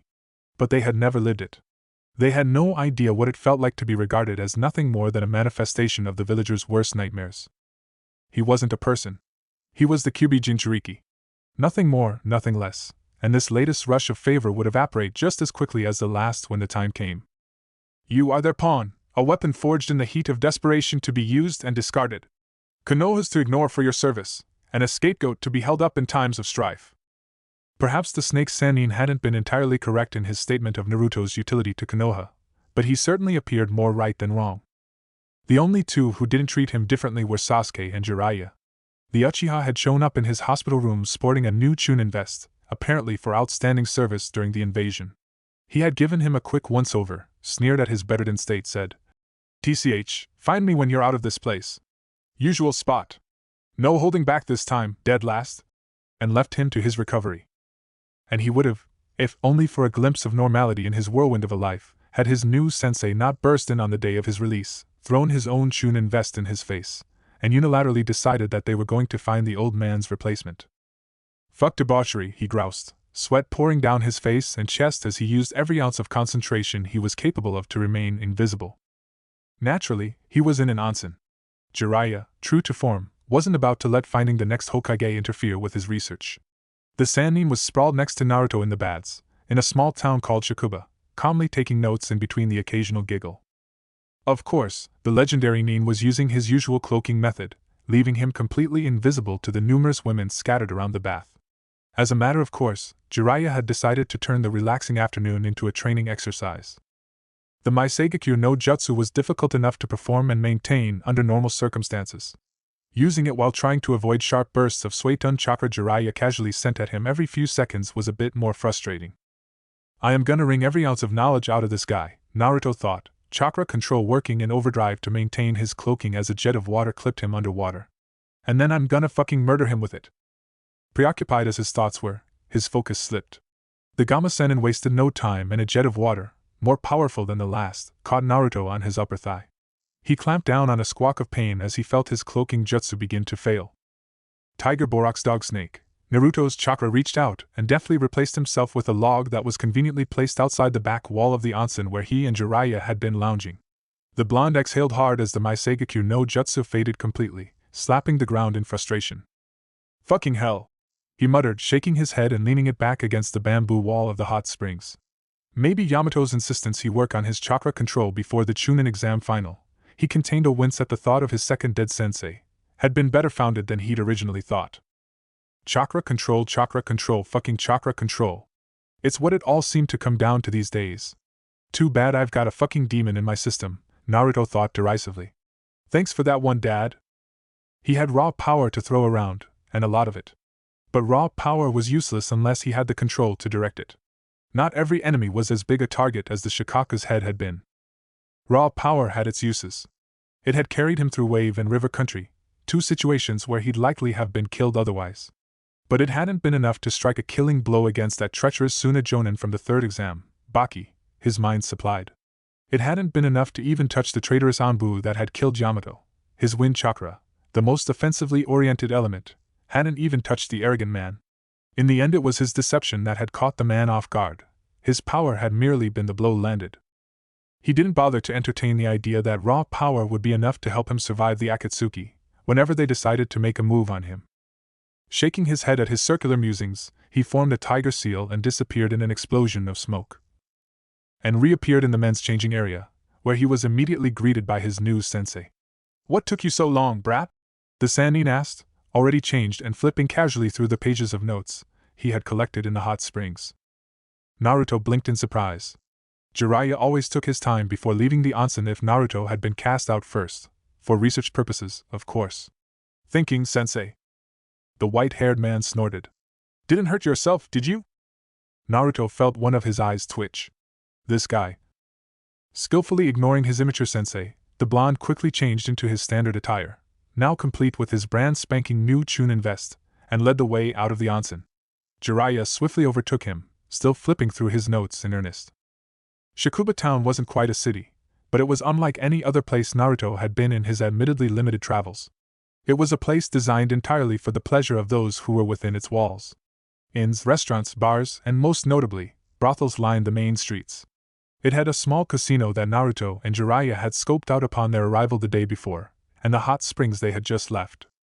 Even though Jiraiya insisted that this was the first, entirely legitimate stop on the way to finding the Sandaime's replacement, Naruto had his suspicions.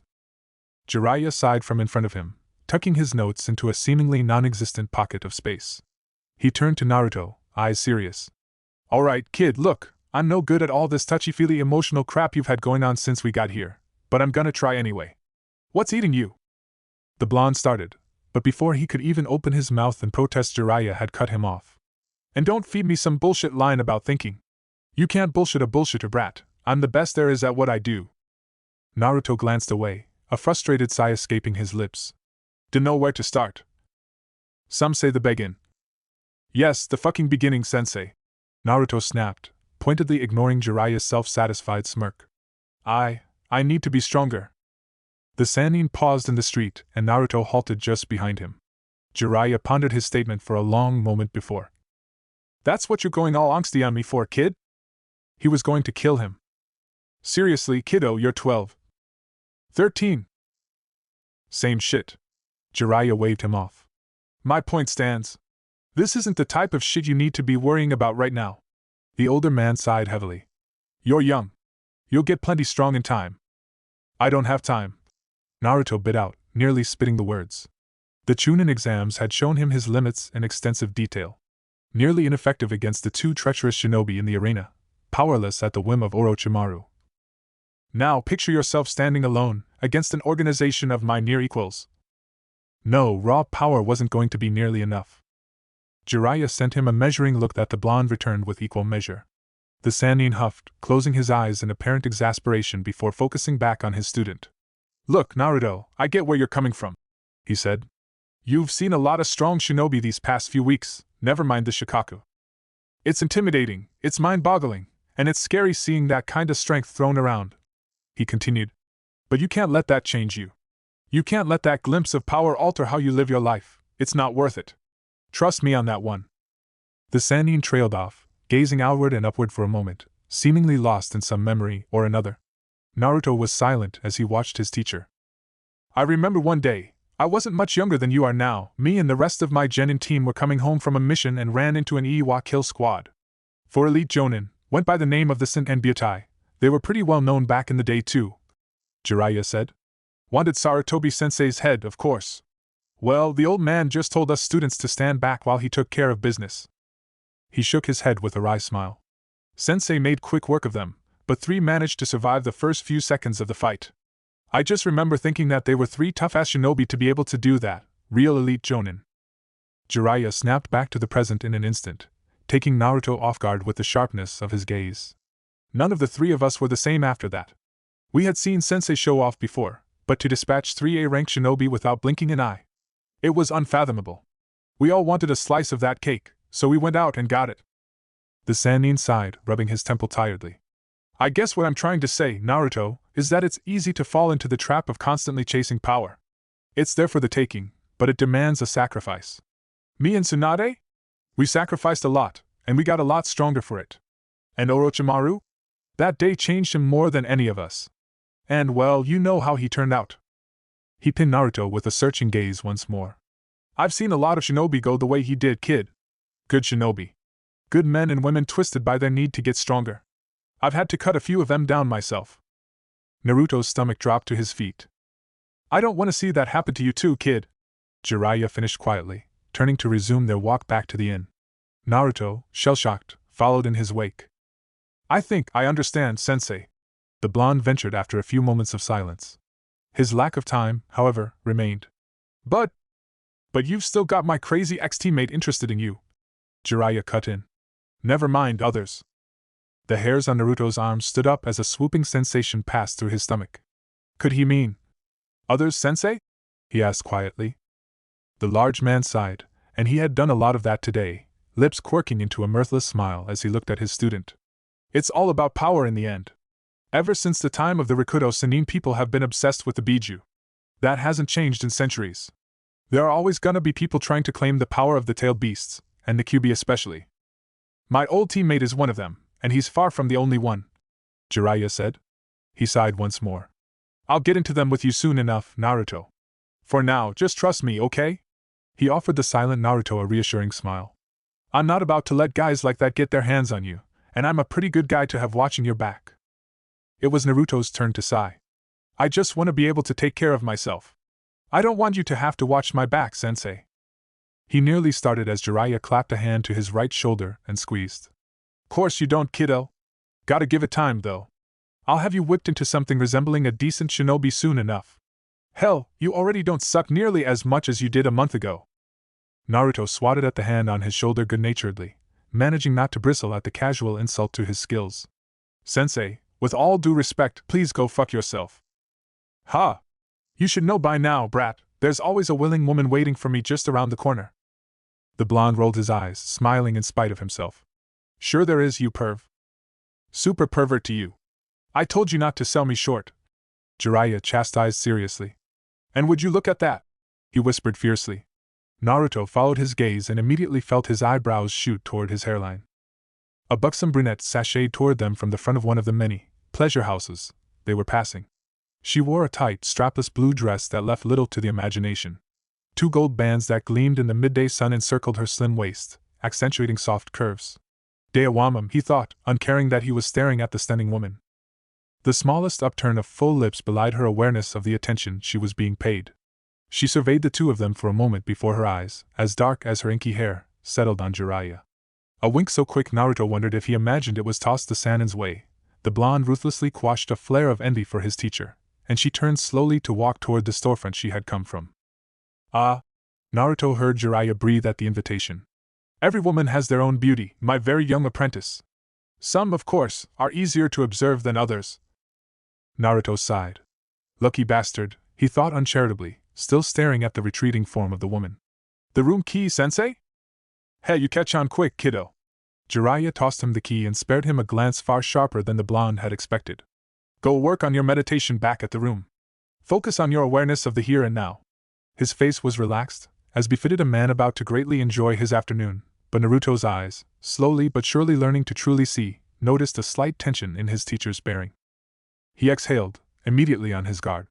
Yes, sensei. There's a good student, Jiraiya said, swiftly ruffling Naruto's hair before the boy could react. He strode off after the woman in blue, hastening to catch up to her. I'll be back before too long, kiddo.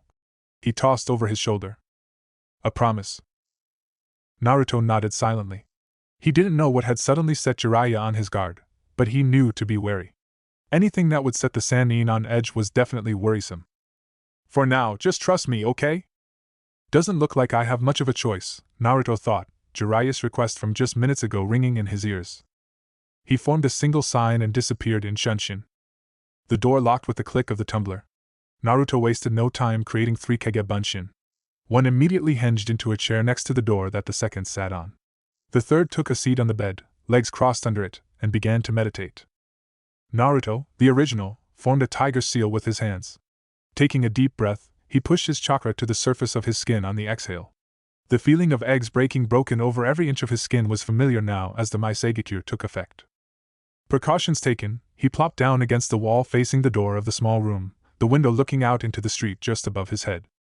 Jiraiya had sensed something amiss back down on the street, which could mean a few different things. Someone knew about their search for the next Hokage and was looking to put a stop to it. Or someone was after Jiraiya and Naruto was to wait at the rooms so as to not be caught in the crossfire. Not bloody likely with my luck, the blonde thought, his heart rate elevating in nervousness. Was Akatsuki finally making a move? He had always expected to be blitzed by whatever S-ranked monster would be sent after him. He had had nightmares about the scenario for years, nightmares of dead bodies of teammates, and senseless destruction and his own inability to prevent it. He hadn't expected to be waiting for the assault, sitting in a hotel room while the clock ticked away in the corner, possibly spending the last moments of his life wondering when the other shoe would drop. Pull yourself together. Jiraiya isn't far away. He'll be able to handle this, Naruto comforted himself, all the while nearly snarling at his own helplessness. Unbidden, the Kyuubi's chakra began to stir in his gut, and he clamped down on the impulse to let it explode outward. Whoever found him here, if they find me, would be getting a face full of Kyuubi as a welcome. And how fucking long have I been? 2 knocks at the door cut off his thought, and Naruto's heart leapt to his throat. Seriously? He thought, thrown for a moment even as the clone closest to the door slowly rose to answer, a kunai behind his back. Ignoring the absurdity of Akatsuki potentially knocking on his door politely, Naruto willfully brought the Kyuubi's chakra into his system. S-ranked or not, if the person behind that door was an enemy, he was ready to unleash hell. The clone opened the door and every ounce of fortified strength was sucked right out of him as Uchiha Itachi's Sharingan stared over the head of the clone, through his cloaking jutsu, and into his eyes. Shit! He breathed, stunned and unmoving as he beheld the man who had, with his words, shaped the past 5 years of his life. A black cloak adorned with red clouds covered the man from the bottom of his chin to his knees. Hair the color of slate framed an angular face that had haunted Naruto's dreams since the night of the massacre. Hello, Naruto-kun, Itachi said pleasantly, his voice a smooth tenor that was somehow calming despite the perilous situation. I must ask you to come with me, please. They will hunt you, Uzumaki Naruto. The clan killer had neglected to mention that he would be the one doing the hunting. Naruto entertained the idea that Itachi didn't mean him any harm. He had warned him of a group of powerful criminals who wanted him dead years ago, after all. But then S-ranked criminals rarely meant good news, and Itachi had slaughtered his own clan that night. His criminal status wasn't in question. His sanity, on the other hand. The blonde didn't bother mincing words as he formed a hasty Rasengan and slammed it into the wall behind him. He propelled himself backwards and out into the town with a burst of chakra as his 3 clones rapidly converged on Itachi. A crackle of lightning and the phantom smell of ozone was the only warning he got from the memories of his destroyed clones before Itachi was in his face. So fast was all his mind had time to process, as he barely got his arms raised in time to stop the Uchiha's punch from caving his chest in. The strike sent him rocketing toward the street below, and only a hasty roll prevented him from cratering. He found his feet quickly, hands forming the familiar cross-shaped seal. 3 clones burst into existence next to him with a pop, the first already speeding through hand seals. Rat Tiger Dog, a futon, Rankuden exploded out of the clone's mouth and hurtled toward the Uchiha. Itachi broke to his left, directly into the path of the second clone bearing down on him, knuckle knives roaring with wind chakra. The clones slashed out at the missing Nin's head, a 3-foot blade of pure chakra extending from the end of the knife. "You've grown, Naruto-kun," the rogue Uchiha complimented, ducking the blow with ease. Naruto winced as the memory of a straight kick to the chest greeted him upon the clone's demise. The blonde palmed 2 kunai and sheathed them in his wind chakra before hurling them at Itachi. The final clone gripped its wrist, and suddenly the sound of chakra grinding against chakra filled the town as a fully formed Rasengan sprang to life in its hand. A seal-less Kawarimi was thwarted as the missing Nin knocked both kunai off course with twin throwing knives of his own. Recovering quickly, the clone blurred faster than Naruto's eyes could track in a shunshin. The speed ninjutsu proved useless, as Itachi reacted faster than Naruto thought possible.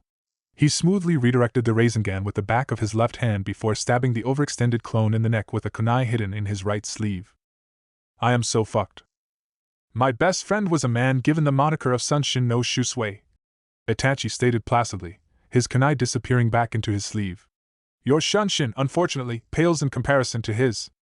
The Uchiha disappeared and Naruto's eyes widened as he hopped over sliding kick, reflexes acting before his mind caught up to the speed of battle. Itachi stuck a hand to the ground with chakra, halted his momentum, and drove a kick into Naruto's exposed stomach that knocked the breath out of his lungs. "Your tactics are simplistic," Itachi critiqued, appearing above the airborne blonde. Naruto twisted in midair, snapping out a chakra-laden kick towards Itachi's torso. It crashed into the Uchiha's outstretched arm and halted. "Your attacks lack potency," the missing Nin said before slamming his fist into Naruto's face. The blonde hit the earth like a meteor, cratering in a 4-foot-deep hole as cracks in the road expanded outward rapidly.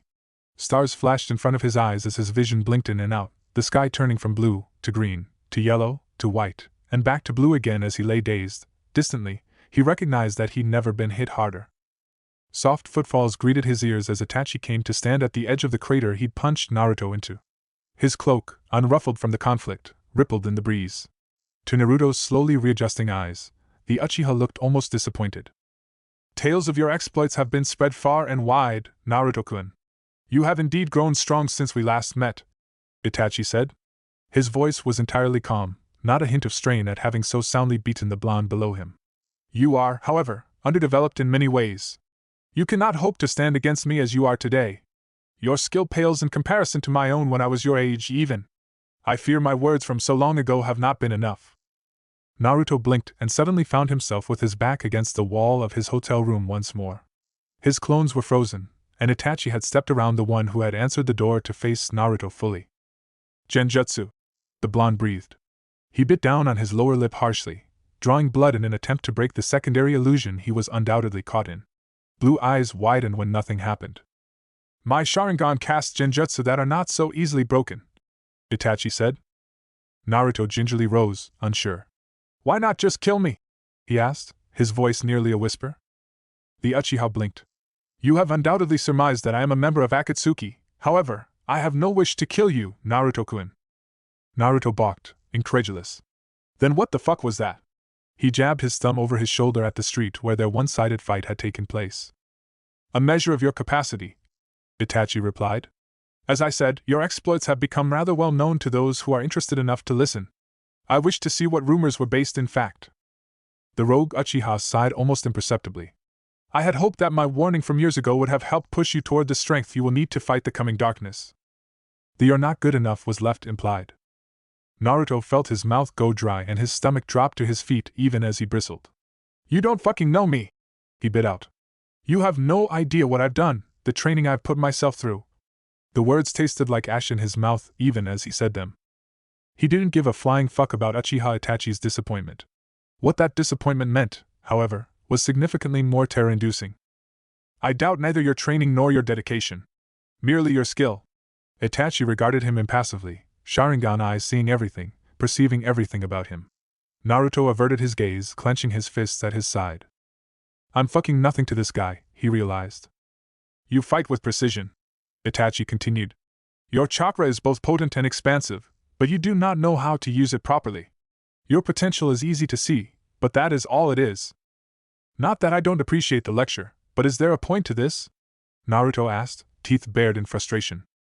The Uchiha kept his gaze firmly rooted on the blonde. He paused for a moment, seemingly weighing his options before. I did not warn you of Madara and Akatsuki simply for your own benefit. Your survival, however, is integral. Madara recruited me to help him achieve his goal of world peace. Naruto felt his eyebrows shoot up of their own accord. Unfortunately, his idea of peace would benefit few other than himself. He must be stopped at all costs. He intends to collect the 9 Biju in order to resurrect the Jubi, the legendary Biju defeated by the Rikudo Sannin. With its power at his disposal, he will cast a massive genjutsu on the world in order to end all conflicts. Naruto blinked, opening and closing his mouth ineffectually as Itachi watched patiently from the center of the room. Ah, you're serious? The blonde finally managed to ask. At the Uchiha's raised eyebrow he shook himself. You do realize how ridiculous that sounds, right? Itachi's lips twitched, but he recovered from his bout of hilarity quickly. Regardless of how bizarre his plan might be, Naruto-kun, he is a powerful man with powerful forces working for him. Your life is very much in danger, as is the rest of the world. So go to the Kage. Naruto almost screamed, but stopped himself as his mind caught up to Itachi's situation. Missing Nin had no credibility with anyone, least of all with any of the Kage. The story he had just told Naruto was flatly ridiculous in all aspects. The only reason the blonde hadn't rejected it out of hand was because Madara's continued existence had been confirmed by the Kyuubi. Any of the 4 sitting Kage would laugh off the story before calling their Anbu or attacking Itachi themselves. The renegade Uchiha was short on potential allies, but the possibility forming in Naruto's mind was still far-fetched to the point of being ludicrous. So what? You told me about Madara and Akatsuki years ago, and you're telling me more now. What do you want from me? Naruto asked, feeling his heart rate spike at the possibility of finally, learning why Itachi had singled him out 5 years ago. You are, no doubt, wondering if I placed my hopes for eliminating Madara in an 8-year-old boy. Itachi began. Your potential, both as the Kyuubi's Jinchuriki and in Uzumaki, is greater even than my own. I had hoped that my warning would help drive you, and that you would become a worthy ally against Madara. It seems my words were not enough. He finished, and Naruto felt the cold edge of failure pierce him. He didn't care about Itachi's hopes and expectations. But he did care about his life. Excuses could be made easily enough, but they could just as easily be dismissed. He was 13, but Itachi had been 13 when he murdered his clan. He was hampered by being in a team, but Itachi had been in a team and simply blew past them in the ranks. Every obstacle to strength that Naruto struggled to overcome in Konoha was one that Itachi had surmounted with ease. So what now? Naruto asked, voice quiet. His knuckles turned white as he clenched his fists at his sides. The renegade Uchiha cocked his head to the side, surveying the blonde. Are you so easily cowed by the idea of your own failure? He asked, a true note of confusion in his voice. I thought you would be more determined in the face of death, Naruto-kun. His knives were in his hands, wind chakra obliterating the room around him before he even processed his reaction. What the fuck do you want me to do, Itachi? He all but screamed. I've trained day and night for years. Taken every scroll I could get my hands on, taken every tip and lesson Konoha decided I could have. And you're gonna tell me I'm not determined enough?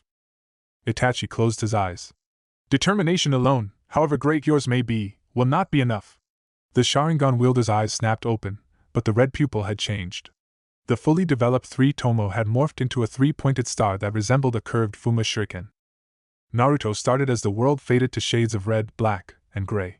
He shivered as a terrible coldness seared him to the bone, his breathing increasing as terror took hold. The renegade Uchiha regarded him for a moment before turning his head to his right, gazing off into the distant plains of the world his eyes had created. Unbidden, Naruto followed his gaze and beheld legends reborn. Thick fingers of wood exploded up from the earth to wrap around a shadowy figure clad in red battle armor that danced around them with precognitive grace. A massive battle fan appeared from nowhere and was snapped out, expelling massive blades of wind that shredded the wood with ease. A second figure burst out of the rain of splinters and Naruto recognized him as Senju Hashirama just as he slammed a Zanbatsu into the shadowy figure's fan in an overhead smash. The Shodai's face was contorted in concentration, sweeping red lines of some sort of jutsu curving from under his eyes up into his Konoha forehead protector. Then that's... Naruto thought, snapping his gaze to the shadowy figure that repelled the sword strike with contemptuous ease before landing a snap kick to the Shodai's chest. Uchiha Madara, Itachi murmured, eyes rooted on his patriarch. The legend of old landed lightly and wove a hand seals before Naruto's mouth dropped open at the unfathomable amount of chakra that suddenly saturated the air. This is our enemy, Naruto-kun, the younger Uchiha stated, but Naruto was scarcely paying him any attention as a meteor rapidly descended from the atmosphere and obliterated the earth where the Shodai had stood. Even before the dust had truly begun to settle, a deafening groan split the air before crashing rock gave way to a titan of pure wood that pulled itself from the rubble. Hashirama stood calmly upon its head, arms crossed and eyes searching for his enemy. Madara wasted no time, and chakra that made Naruto's skin crawl filled the air once more. A gaping hole split the air between the two combatants, air even colder than that which had descended with the vision, bringing the blonde to his knees. A roar of primal fury echoed from the tear in reality, foreshadowing killing intent that Naruto knew all too well. No, he breathed. That's not possible. He was proven wrong less than a second later as the Kyuubi ripped its way out of whatever hell Madara had opened, its fury shaking the very earth it stood upon. And just as suddenly as it had appeared, the vision receded. You now understand just what you are facing, Naruto-kun, Itachi said, somehow just as calm as ever despite the vision of immeasurable strength he had just conjured. Just who your enemy is. Naruto glanced up from where his eyes had settled on the floor. Incredulity didn't even begin to describe his state as he stared down his captor. You want me to fight that? He whispered harshly. He was nothing next to Itachi's might. He might as well have been a newborn baby next to Madara's. As he is now, Uchiha Madara is but a shadow of what he once was, Itachi said. His mind is keen, his agents are numerous and powerful, and it is still beyond the limit of my abilities to kill him alone. He is vulnerable, but as you are you would be nothing but an insect to be swatted. You must do more, the missing nin said sharply. Your determination, as it is now, is meaningless compared to Madara's strength. Become more than a shadow of the potential that you possess. Cut yourself free of the shackles that bind you, Uzumaki Naruto, and become strong. Itachi was nearly nose to nose with Naruto before the blonde could react. Cling to life as you've never done before. Naruto's eyes widened at the desperation that colored the Uchiha's tone as the Sharingan bored into his eyes. Defend your existence as if the survival of the world depended on it. For it very well might. Just as suddenly as Itachi had invaded his personal space, he was back in the doorway. The blood red of the renegade's dojutsu had turned to onyx, and his unfrozen clones suddenly went on the offensive. Naruto realized belatedly that the genjutsu must have ended even as Itachi casually snapped the wrist of the first Kage Bunshin, ending its life with a jab to the chest. He sat stupefied as the two remaining clones leapt futilely into action. Less than a moment passed since the door opened, and we've been talking for 10 minutes. This guy, he's unbelievable. Memories of a blow to the head and a slashed throat pulled Naruto from his stupor as the smoke from the final clones dissipated. The Uchiha was unruffled, looking for all the world like nothing had happened since the door had opened. The only sign of strain was the conspicuous lack of Sharingan coupled with a slight tightness around his eyes. And Naruto realized that even 1 month before he wouldn't have noticed even that about his supposed ally. Despite his strides toward strength, despite how far he had distanced himself from his peers since graduation, despite everything, he was still nothing to shinobi of Itachi's caliber. Less than nothing, his mind supplied.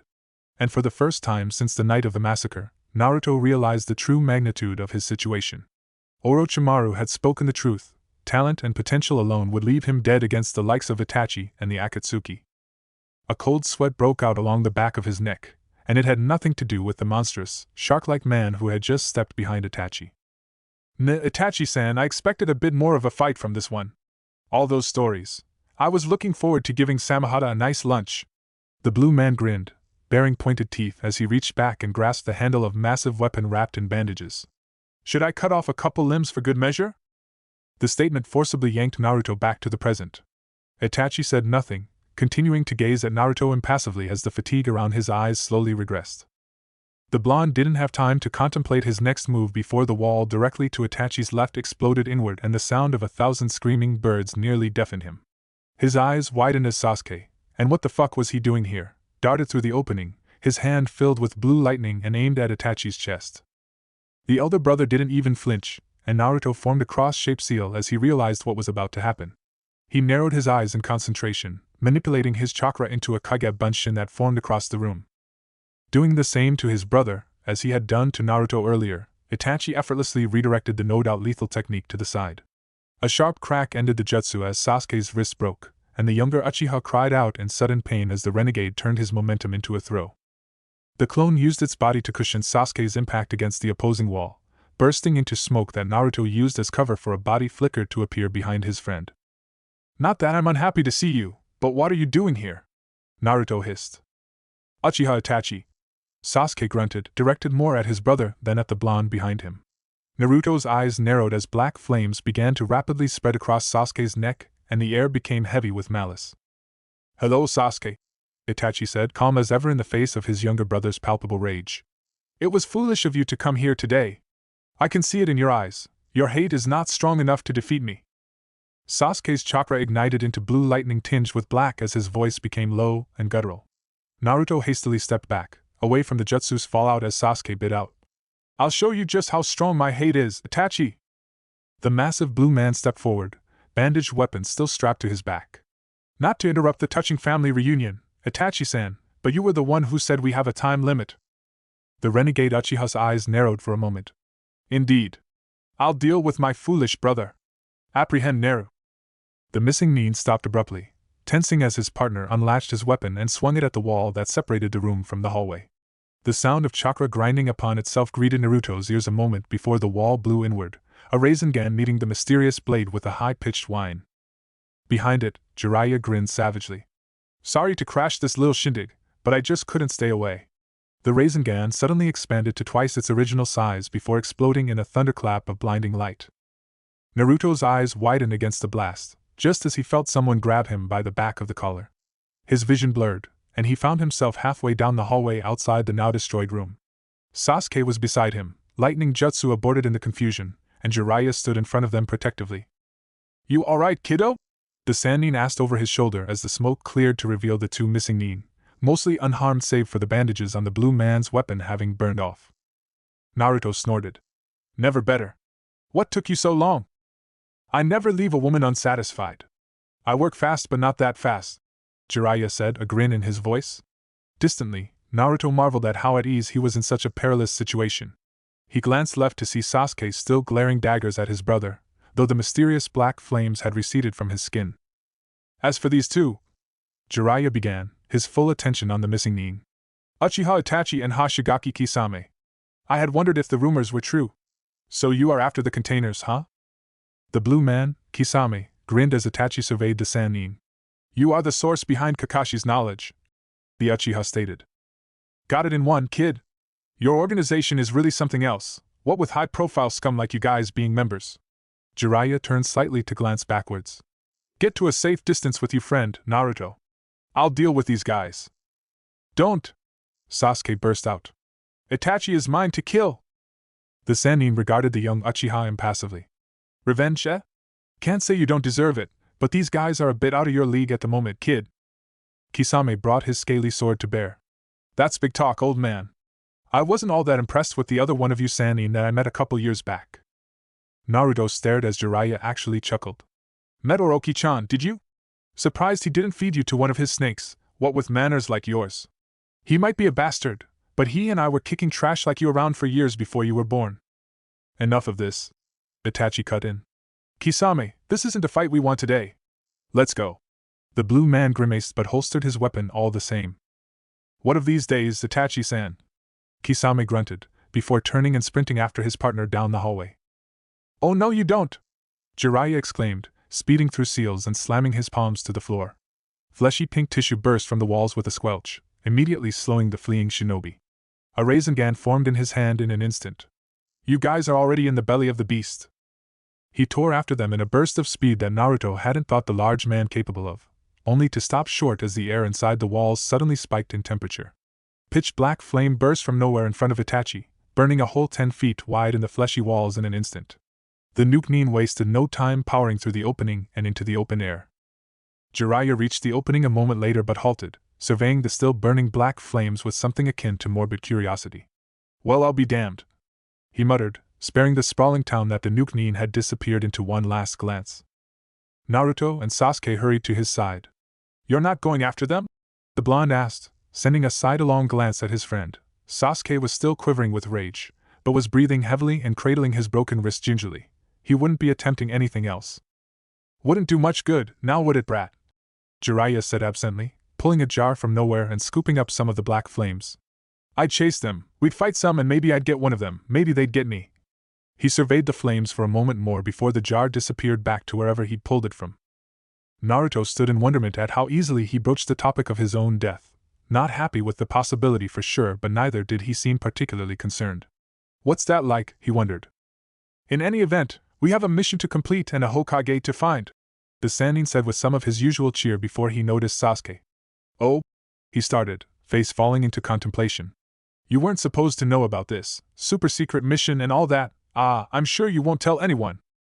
Sasuke blinked and nodded in bewilderment, shooting Naruto a look filled with confusion. The blonde just shrugged, long since used to his bizarre sensei's antics. Good, Jiraiya said, clapping his hands. "Now we should probably get that wrist of yours taken care of. I'm not much of a healer myself, and we can't turn back to Konoha at this point. Well, I guess it's a good thing backup should be here in about 3, 2. Dynamic entry!" was all the warning they had before Jiraiya casually dropped to a knee and a leotard-clad man hurtled through the empty space his head had just occupied. Naruto flattened himself on the ground, just barely avoiding a heel to the face as the man's momentum carried him overhead. "Just in time to be late to the fight," he heard Jiraiya mutter, uncharacteristically uncharitable before the man boomed. "Guy, you're just in time." Naruto rested his hand on his forehead to calm his spinning head. He doubted his day was even close to being over. Chapter 19, Concentric Wavelengths. The steady, rhythmic beat of his cane hitting the floor was as familiar as the backs of his hands at this point. It, like everything else, served its purpose. He had long since grown used to his appearance.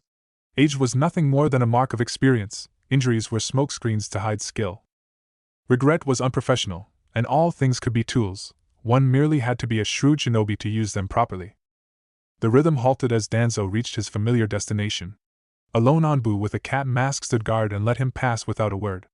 The familiar small, windowless room greeted the elder as the door swung open, revealing a rectangular table in the middle, equidistant from all of the walls, and his company for what was likely the rest of the afternoon waiting for him.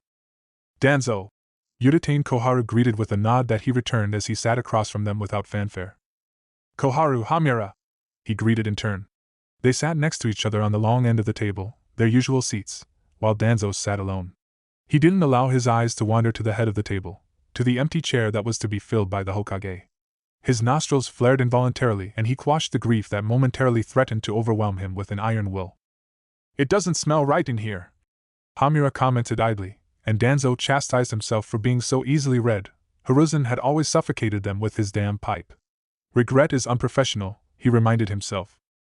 "To business then," Danzo said quietly, pushing thoughts of his greatest rival and oldest friend from his mind. "The threat assessment?"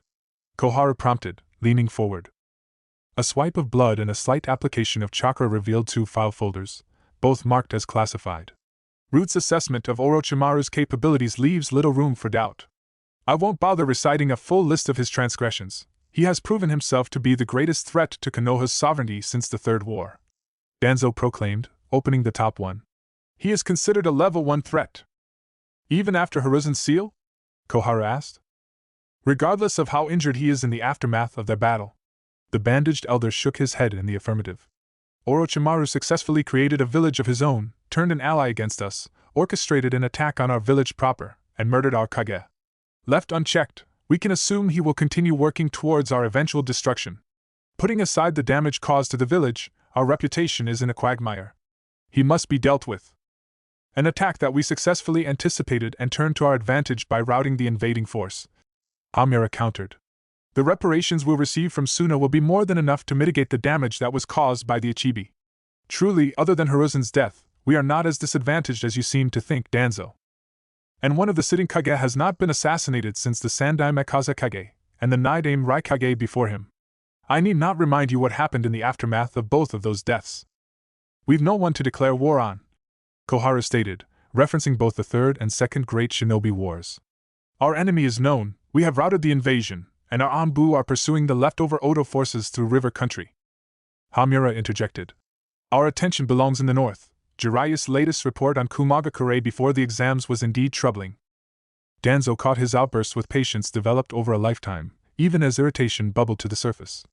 The fastest way to stall Kumo's advance is to re-establish ourselves as the dominant power on the continent. Eliminating Orochimaru accomplishes this while possibly avoiding a war with Kumo in the next 5 years, a war we can scarcely afford at this time even with Suna's reparations, and a war that is looming ever closer given what we know of EI's movements. The two elders opposite him shared a glance. What exactly are you proposing? Kohara asked. Do not misunderstand, Danzo, Hamura said. Eliminating Orochimaru is very much a priority.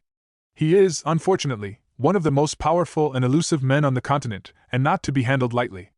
The resources needed simply to find him could be better spent on preventative measures to guard against a preemptive strike from the north. Finding him is a difficult enough starting place. He's avoided our best scouts for years, even Jiraiya has difficulty pinning him down. Kohara concurred. Never mind the skill needed to assassinate him. I agree, Danzo said quickly, noting the surprise evident on his peers' faces before it was quickly masked. Loath as I am to admit it, he thought, allowing irritation to color his thoughts before quashing it with practiced ease. There is no efficient way to strike at Orochimaru in our current state. That does not mean that we should not take steps to neutralize him going forward, if not eliminate him entirely. And what, exactly, did you have in mind? Hamura asked. The bandaged elder pushed the first folder containing Root's threat assessment to the side, leaving a second, far thinner folder in its place. He blinked, an uncharacteristic moment of hesitation taking hold of him before he ruthlessly crushed it. It wasn't the first impossible task he would set upon a young shinobi's shoulders, and he doubted it would be the last. Opening it, Uzumaki Naruto's face stared back at him. How much of this do you already know, kid? Naruto twitched as Jiraiya's words penetrated the wind in his ears as they ran through another of Fire Country's expansive forests. The discussion of what exactly had happened in Shikuba town had been summarily tabled while the Konoha Jonin, a Mado guy, had sped off to Konoha with the still-injured Sasuke in tow. The Uchiha had left without much protest, but Naruto had received a look that he knew spelled nothing but trouble for him upon his eventual return. How much of what, exactly, sensei? He asked wearily. There was no deliberate evasion in his voice. He honestly didn't quite know where to start. Can't fool these old eyes, the Sannin boasted from next to him, powering from branch to branch at a pace that Naruto had to push himself to match. You were off your game back in that hotel, but not nearly as much as a kid who just learned he's got a couple of S-class criminals after his head. There was no accusation in Jiraiya's tone, a fact that put Naruto more at ease than he thought he'd be. He tensed, expecting the same feeling of panic that had always greeted him whenever he had thought about the Akatsuki, the sound of blood pounding in his ears and the memory of Itachi's Sharingan whenever someone came close to finding out his greatest secret. Only this time there was nothing. Blinking in confusion, he turned to Jiraiya who was looking at him expectantly out of the corner of his eye. The night of the massacre. Itachi, showed up at my apartment. Naruto didn't need to turn his head to know Jiraiya's attention was riveted on him. No proverbial weight was lifted from his shoulders when he said it, such was the magnitude of his task. But Jiraiya had certainly proven himself to be more than capable as both a shinobi and a sensei. If anyone could help him now, even as the clock kept ticking until Akatsuki made their next move, it would be him. So Naruto told him. From Itachi's proclamation to his mastery of the henge, from his first fight with Sasuke to the ill-fated mission to Wave. The Toad Sannin was silent for a few minutes after Naruto finished his tale, leaving Naruto to his thoughts. He had never told anyone of the night of the massacre. Originally, he had wanted to approach the Sandaime. He contained a wince at the thought of the now-deceased old man, but had refrained. Itachi himself had said that Sarutobi wouldn't be able to protect him forever, and he had figured that he might as well get used to fending for himself if he'd have to do it anyway. It rarely came up, after that initial reasoning. What few people did question his sudden passion for excellence were easily assuaged by the fact that a Hokage wannabe would naturally need to be skilled. And it's not like anyone would have believed the truth of the matter regardless.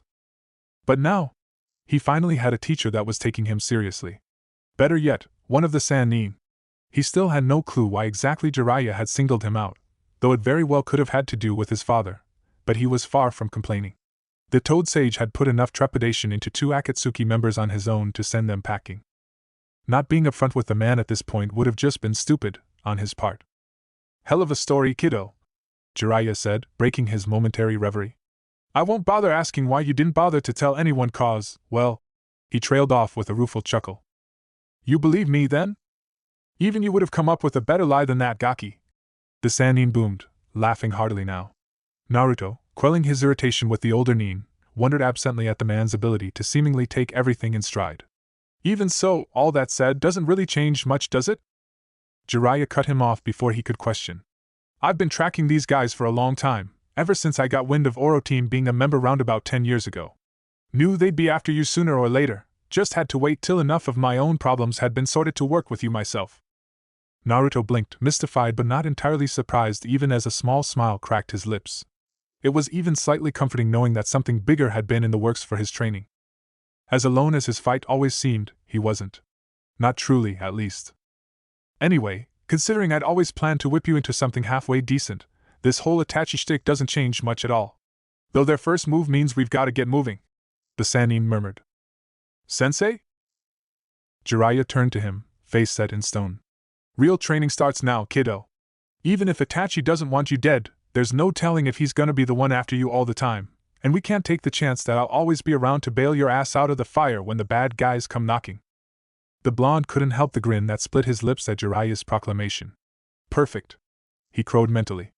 The large man halted on a branch mid-stride, and Naruto mimicked him quickly, eager for whatever tidbit of knowledge was about to be bestowed upon him. "We're about 3 hours' travel away from Tanzakagai," the white-haired man said. "Your job, from now until we reach it, is to hide from me." Naruto bit down on his no-doubt childish retort with effort.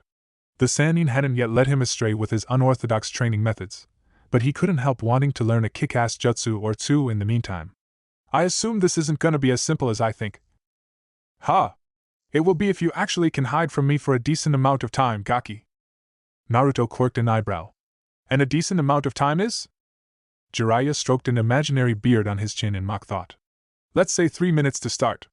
You manage that, we up it to 5. And so on." "That's it?" Naruto thought incredulously. "TCH, fine by me," he said, grinning. Without prompting, he shot off into the trees in a burst of raw speed. Sans chakra, leaving an easily traceable chakra signature by using Shunshin was a rookie mistake, and Naruto was no rookie when it came to hiding from experienced shinobi. He'd been avoiding patrols in order to go train for years, after all. Coming to a halt after a 30-second sprint, he formed a cross-shaped seal and 3 clones popped into existence. The 4 Narutos formed a tiger seal and the Maisegekyu took hold before all split off into different directions. The original ducked down to ground level and behind a small grouping of shrubbery, being extra careful not to disturb the leaves as he settled in. 39 seconds since I left, he counted off in his head. The decoys would hopefully be enough to shake the footprints he had undoubtedly left, despite his best intentions. And his use of the Maisegekyu no Jutsu had improved since before the prelim. "Miss me, kid?" Jiraiya whispered into his ear, causing Naruto to leap nearly a foot in the air with an undignified yelp. "How?" Naruto nearly shrieked before the combined memories of his 3 clones simultaneously being dispelled smacked him in the skull, causing him to wince in pain. "Not gonna lie to you, Gaki, 40 seconds is more than I expected from you at this point," Jiraiya said, clapping the newly incredulous Chunin on the shoulder. 40 seconds is still ass though. We've got some work to do on your stealth skills. That Maisegekyu technique you've got going ain't bad, but I can still see you distorting the air every time you take a breath." Naruto, who approximately 45 seconds ago had thought his stealth skills were at least a few cuts above ass, couldn't refrain from sulking. "And I assume you have a plan for all this, sensei?" "Course I do." Jiraiya's grip suddenly became vice-like before he vaulted both of them back into the branches. Landing without a sound, he said, suddenly serious once more. "You've got no chance fighting against the kinda shinobi Akatsuki can send your way right now, and you won't for a while just yet, even with me teaching you.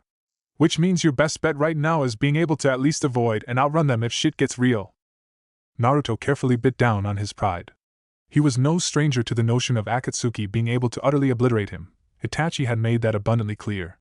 "Yes, sensei," he said, his tone less than enthused regardless of the rationality behind the plan. "Buck up, Gaki," Jiraiya crowed. "I know a thing about speed and stealth. Ever heard of the Yondaime? He was pretty quick and he didn't get that way on his own. The Sannin paused, considering, before. Well, not entirely on his own, he amended. Naruto couldn't help but snort at the offhand mention of his father's legendary speed, his mood lightening. By all rights, Namikaze Minato had been the fastest man in the world when he died, and he hadn't been far from it before he invented his lethal Hiraishin no Jutsu. But first, Jiraiya said once more as he led Naruto off into the canopy towards their destination. Let me tell you about a guy by the name of Miu. You probably know of him by his title, Naidame Chuchikage. Got to meet him one time. Sarutobi sensei hated the bastard. Not as much as his successor, of course, but I digress. Finding a member of the legendary three had promised to be a harrowing endeavor. They were the Sandaime students, each respected as a Kage-level ninja in their own right. If they didn't want to be found, they wouldn't be. According to Jiraiya, Orochimaru had more than proven that point in the years that he had tracked him across the elemental nations. It was fortuitous for their mission, then, that Tsunade wasn't trying to hide. Naruto assumed she wasn't, at least. What else could explain her contentedly playing poker in the middle of a crowded casino floor with nary a genjutsu to conceal her well-known features? Although there was clearly an illusion of some sort, there was no other explanation for how she looked exactly the same as the academy textbooks had shown her in photos. Those photos had been taken at the end of the Second Shinobi World War. Not even the most skilled shinobi could defeat Father Time. Naruto had paused alongside Jiraiya when they had entered the casino in Tanzakagai at seeing the Toad Sannin's teammate clearly in the open. What's your plan, sensei? He asked. Jiraiya had told him that they were looking for Tsunade to be the next Hokage, but hadn't actually explained how they would be going about getting her to come back with them. From what little Naruto knew about Tsunade, she had been outside of the village for some time. If she hadn't come back for her sensei's funeral, how were they to convince her to return? Although Jiraiya hadn't attended the Sandaime's funeral either. Neither did I, the blonde mused with a twinge of guilt. He had damn near jumped at the opportunity to leave when the older man had kicked his door in and declared that he nigh aching him on a mission that would very conveniently have them outside the village during the massive ceremony. We're gonna talk to her, kiddo, Jiraiya said, as if Naruto was the dumbest person in the world for asking. Come on. She should be losing by now, which means she'll be on her way out sooner rather than later. Losing? Naruto questioned. She's a kunoichi. Shouldn't she be able to wipe the floor with these guys? He knew that any overt jutsu was banned from gambling halls and casinos, a rule strictly enforced by shinobi, usually jonin, hired by casino managers to keep people in line. Even so, Tsunade was far more skilled than even the elite shinobi wealthy casinos could afford to hire. Simple sleight of hand augmented by a subtle genjutsu would be all it would take to make her a winner in most cases. Jiraiya chuckled lowly as they moved onto the casino floor. You'd think, wouldn't you? Tsunade's always been a by-the-book gambler, though. Unfortunately, because she refuses to cheat, she relies solely on her skill at cards. And she, how do I phrase this? Well, she's god-awful, legitimately terrible. And that bad luck of hers certainly doesn't help, the Toad Sannin said. It's gotten to the point that she's earned herself a nickname, the legendary sucker. Naruto blinked and looked up into Jiraiya's face, surprised to not hear even a hint of his sensei's familiar lecherous tone present. He's actually serious about that nickname. We sure we want her in charge of the village's finances? He asked dubiously as they neared the table in question. A young woman with dark hair and a loose-fitting purple dress sitting behind Tsunade had noticed their approach but said nothing, contenting herself with watching them near. A small pig in her arms squirmed. Tsunade only gambles with her own money, kiddo, don't you worry. Isn't that right, Haim? Jiraiya addressed the back of his old teammate's head as they stopped behind the table. I'm not sure why I bothered to hope you were in town on some other business. Their quarry spoke in a voice that Naruto could only describe as husky. It was lower than most female voices Naruto had heard, and not simply due to the obvious annoyance that laced it. Bet 50,000, she told the dealer, tossing a pile of chips into the pot that made Naruto's eyes bulge. Jiraiya laughed lightly. Not slipping in your old age, I see. And here I thought you wouldn't see us coming. TCH. I saw you at the inn where you checked in today, with the attendant you hit on, 4 blocks from here. I saw you before you even got up this morning. The river card was drawn and Tsunade flipped her 2 cards over casually, and turned to face the interlopers fully. What do you want, Jiraiya? She asked before catching sight of Naruto. Her eyes narrowed and her brow wrinkled around a small diamond on her forehead, but she said nothing to the blonde. I was going to offer to take you and Shizune-chan out to dinner, but it looks like you're the one who should be treating. Jiraiya said in a careful tone that confused Naruto even as Tsunade whirled around to see the dealer depositing an extremely large amount of chips in front of her. Your winnings, Tsunade-sama, he said blandly. The Sannin, for her part, simply looked at the chips and askance for a moment before rising abruptly. "Shizune, we're leaving," was all she said as she turned from the table and began striding out of the casino. "Yes, Tsunade-sama," the dark-haired woman said, deftly sweeping the chips into a small bag with one hand and rising to follow the older woman. The pig was still tightly clutched. Jiraiya fell into step with the woman, named Shizune, apparently, and Naruto hurried to keep up. "You've grown up since I last saw you, Shizune-chan," he commented lightly. "How long has it been?" "Over 15 years, Jiraiya-sama," Shizune said as they exited the casino into the busy streets of Tanzaka-gai. Tsunade was still leading the way, powering through the crowd gracelessly. "What is your business with Tsunade-sama? She's been very agitated these past 2 days. And winning now won't help. My cute student and I have a few questions for her, is all," the older man stated, causing Naruto to bristle from behind them. "I resent the term cute," he piped, causing Shizune to giggle and shoot him a smile over her shoulder. Now, Naruto-chan. I thought we worked on your manners," Jiraiya chided with all of the exasperation of a beleaguered parent scolding their child. "I'll show you manners, you old perv," the blonde mumbled petulantly, doing his best not to rise to the man's bait. Any reply from the Sannin was cut off as they were led into a small restaurant off the main drag. Ignoring the host at the door, Tsunade simply walked to the back and dropped into a circular booth. The 3 others, plus Pig, followed her lead, with Jiraiya muttering something to the stunned host that elicited a vigorous nod and the man hurrying off. A bottle of sake and 3 glasses were set down less than 5 seconds after Jiraiya took a seat. "What the hell do you want, Jiraiya?" Tsunade asked harshly as the liquor was placed on the table. Her eyes were roiling with an emotion that Naruto couldn't truly identify but could guess at. She looked panicked. But that makes no sense, he thought, knowing to keep silent and let his sensei do the talking here. Jiraiya, for his part, simply poured out 2 cups of the steaming liquor and sat one in front of his teammate. Raising his own cup, he said, "To Sarutobi-sensei." Naruto felt his eyes prick slightly at the immediate thought of the old man, and he cast his eyes downward. Tsunade stiffened noticeably at the toast. Her eyes clouded over with another unidentifiable emotion before she picked up her own cup. "To Sarutobi-sensei," she whispered, and drank the rice wine. "News travels fast, I see. Didn't know you were still in contact with people in the village," Jiraiya said as he poured another 2 cups. "Would you like some, Shizune-chan?" The dark-haired woman shook her head, opting to favor her master with a closed look. "I have my sources," Tsunade responded, taking a second cup of sake. "You still haven't answered me," she accused, though the heat had gone out of her voice. Jiraiya cut right to the chase. "We need a new Hokage," he said.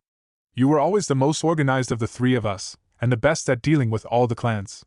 You're the last of the Senju and renowned across the continent, a face that would let the world know that Konoha is still strong." The blonde woman blinked, turned her eyes to the sake still in her cup, and brought them up to meet Jiraiya's steady gaze again. She barked a laugh that rapidly devolved into a fit. "You must be joking." She managed to get out around her laughter that was rapidly escalating in volume and decreasing in rationality. Jiraiya said nothing as she laughed hysterically to herself, content to sip his sake and stare at his teammate. Naruto, confused, tried to catch his gaze only to give up after a minute and glance back and forth between a steely-eyed Shizune and the hysterical Tsunade.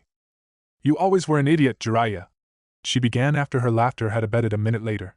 There wasn't a trace of mirth in her gaze as she regarded her teammate. "But this is impressive, even by your lofty standards of stupidity," she bit out. "I hope those bastard elders put you up to this, because you should know better." Naruto felt his eyes narrow as his hackles rose, even as Jiraiya looked unperturbed by the vitriol. "They told me you were the best choice for the seat and I agreed with them," Tsunade sneered. "Then you're just an ass, coming here for this. I'm not going back to that place. There's nothing left for me there." The Toad Sannin sighed.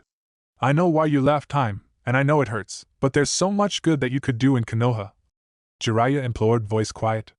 "Think of the medical corps. You could finally do the work that you always dreamed of. You could make it so that others don't have to go through what you did with." "Don't you dare say their names," the slug Sannin whispered violently. "Never thought you'd resort to base manipulation. Don't sit there and talk like you understand what I've been through." "Don't I though?" her teammate responded softly, and Naruto suddenly got the feeling that he was intruding on a conversation that was far too personal. Shizune looked similarly uncomfortable across the table. Their respective sensei didn't seem to remember that they were there, however. "My friends are all dead, my students the same, Orochimaru killed sensei, and you left too," Tsunade averted her gaze at Jiraiya's words. The genius, the princess, and the dead last. Somehow you ended up the best of us, didn't you? She shook her head. Who's the runt? Jiraiya shifted his gaze to Naruto, his lips quirking upward at the abrupt change in subject. Who this? Why, it's my newest apprentice. Introduce yourself, Gaki. Naruto blinked at the apparent dropping of the reason they were there in the first place, but didn't bother to question. Given the intensely personal turn the conversation had taken, it was likely that the two old teammates would be continuing the discussion privately. As curious as he was to learn more about both legendary shinobi, he didn't want to pry into a place where he wasn't wanted. Uzumaki Naruto, he said. A pleasure to meet you, Tsunade-sama. How's that for manners? The older woman cocked her head to the side, considering him. Bit of a stuck-up little runt, isn't he? She asked rhetorically. Naruto felt his eye twitch, all thoughts of manners fleeing from his mind. This bitch, are all of the Sannin total dicks? He wondered. But I wasn't expecting that name. Tsunade was continuing. Uzumaki him. Looks an awful lot like your last apprentice, Jiraiya. The lingering implication wasn't lost on him, though Naruto suspected that if he wasn't already aware of his heritage it might have gone over his head. Doubt he's as talented, though. The young blonde let the dig pass and instead favored his sensei with a searching look. The Sannin, for his part, had a neutral look on his face. He had never gone over his knowledge of his parents with the man. There had always been issues more important than discussing dead people. But now isn't the time, he thought. Airing what was likely a classified secret during a meeting that was already tense, never mind the source of his knowledge, didn't seem to be the better part of valor. I doubt anyone can really measure up to the Yondaime, he finally said, plastering a bland smile on his face for the older woman. TCH. From what I hear, he's practically a saint back in Konoha these days. What with that whole Kyuubi business? She said, never taking her eyes from Naruto. The younger blonde felt his earlier anger bubble up once again. Tsunade had to know that the Yondaime's death was a reasonably sore subject with Jiraiya, even after 13 years. It also raised the question of her knowledge of his Jinchuriki status. She certainly seemed focused on him rather intently.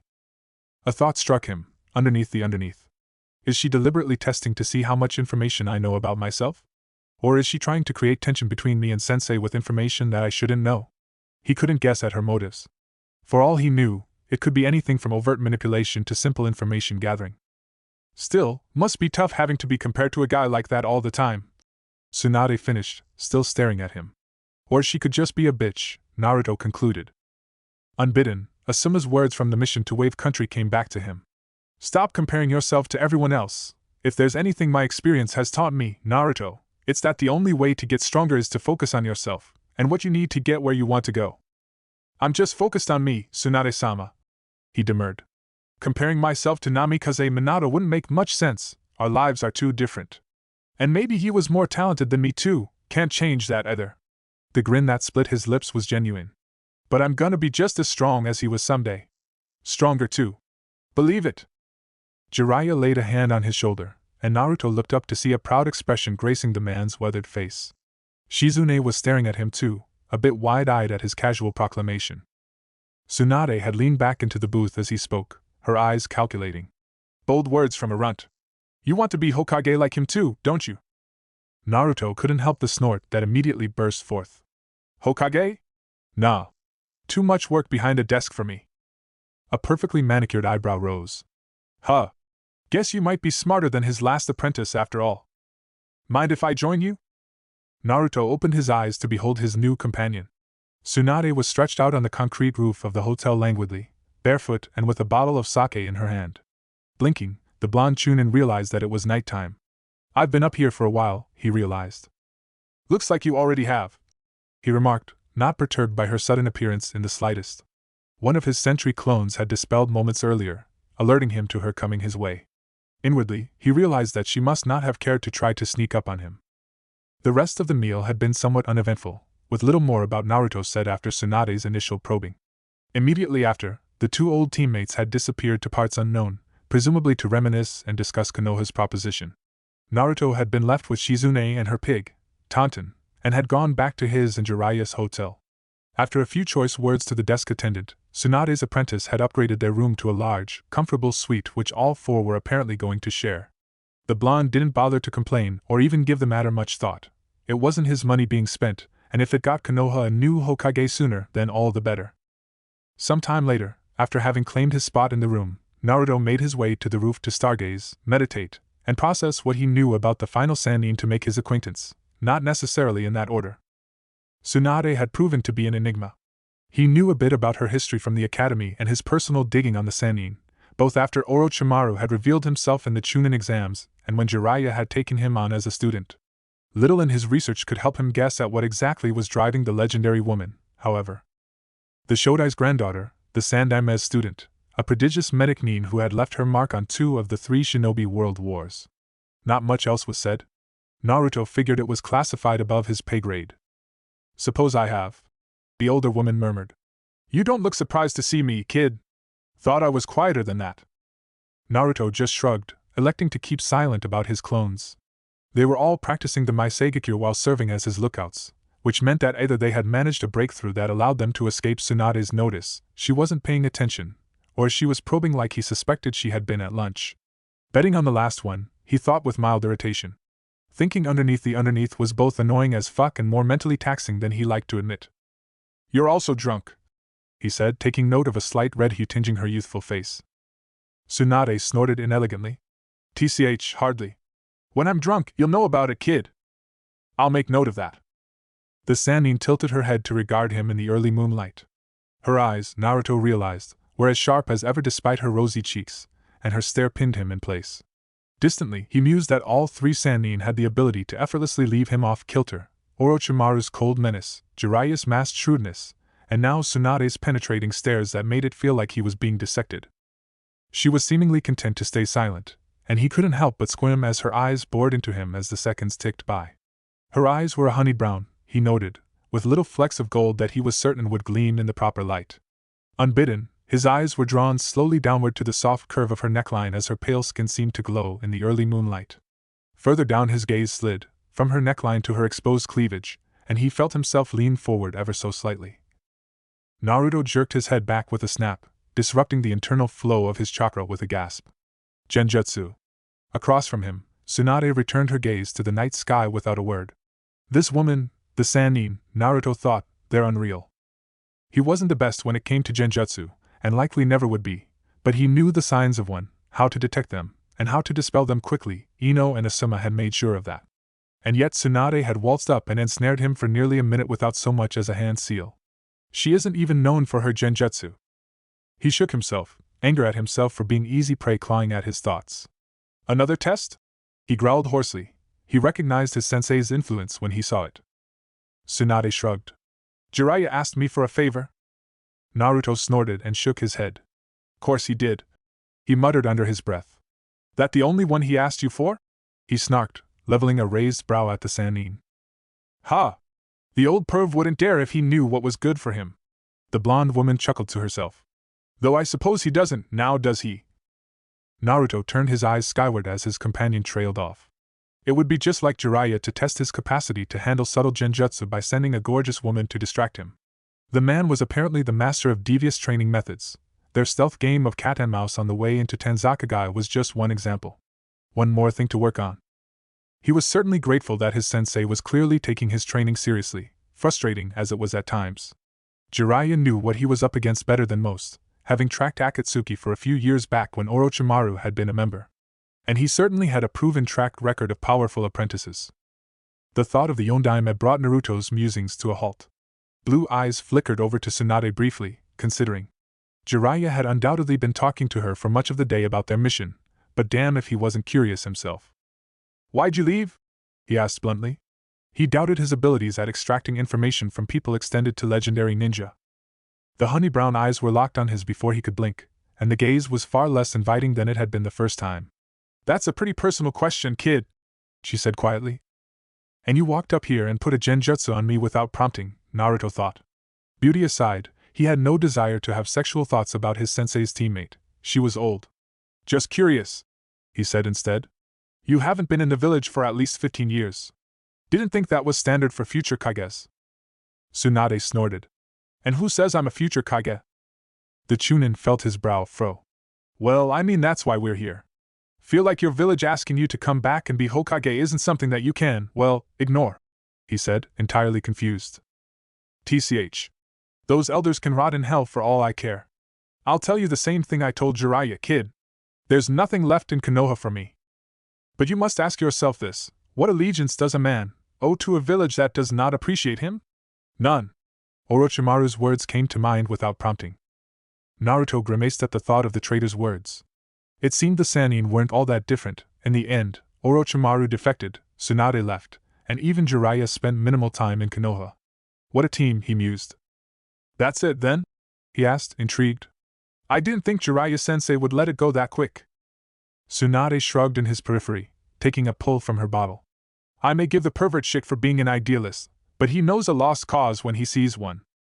Naruto nodded, trying to quell the mix of confusion and irritation bubbling beneath the surface. Just seems odd to me, you know. Your Gramps was the Shodai and your sensei was the Sandaime. Why wouldn't you follow in their footsteps? Being Hokage is a death sentence, Tsunade declared immediately, as if she didn't even have to think about it. Anyone who wants that hat is a damn fool, she said, bitterness seeping through every word. Her eyes snapped to Naruto for the second time that night, pinning him once more. But you know that already, don't you?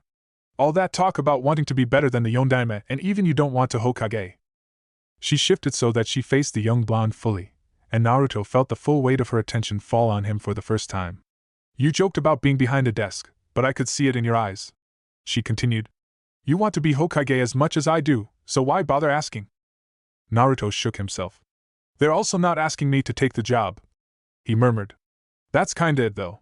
I don't know what happened to you, don't really want either, but whatever it is, they know about it, and they're asking you anyway.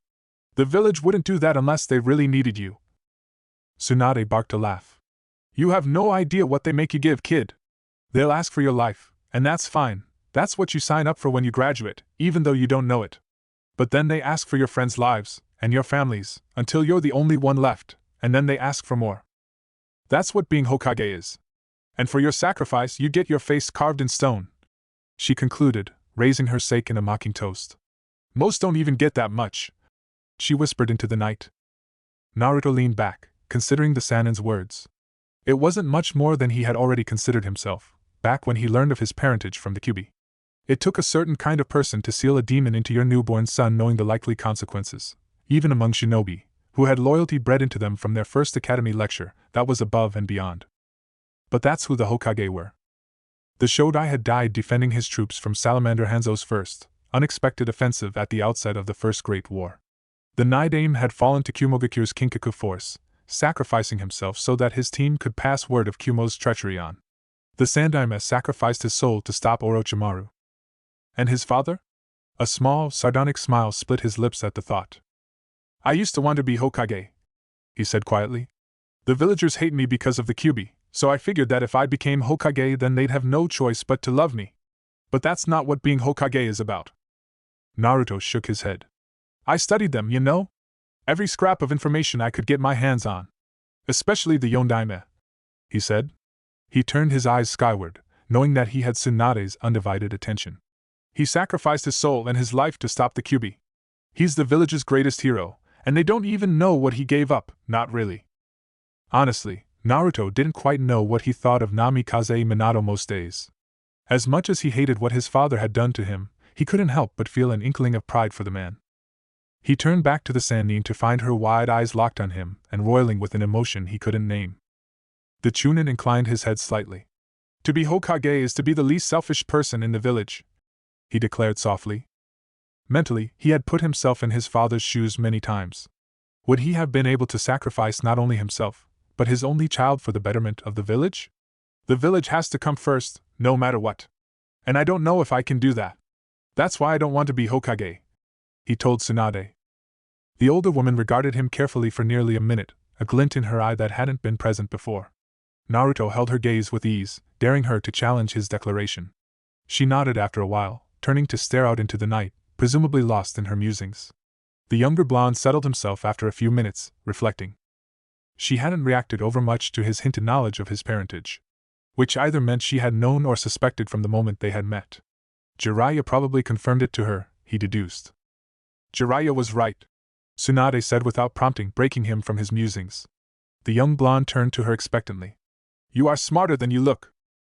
Naruto felt his eye twitch, but couldn't help the laughing snort that escaped him. Beside him, Tsunade smiled, settling in to watch the stars once more. Chapter 20, Fortune's Gate. Wake up, kid! We've got a problem.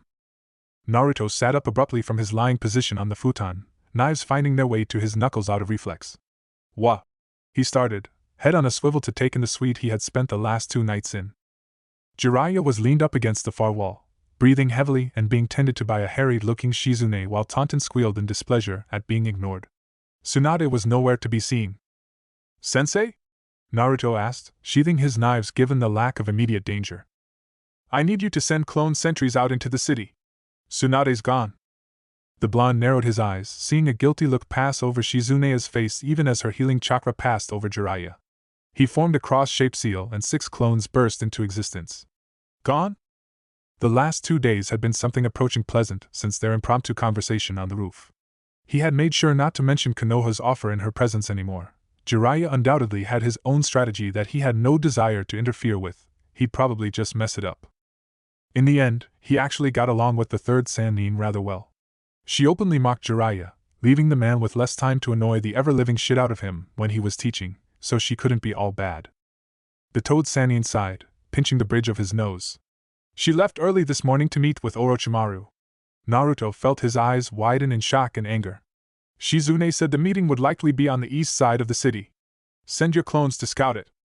2 of the 6 immediate disappeared in Shunshin while the other 4 held a tiger seal for the Maisegekure, quickly disappearing from view save a small shimmer when they moved.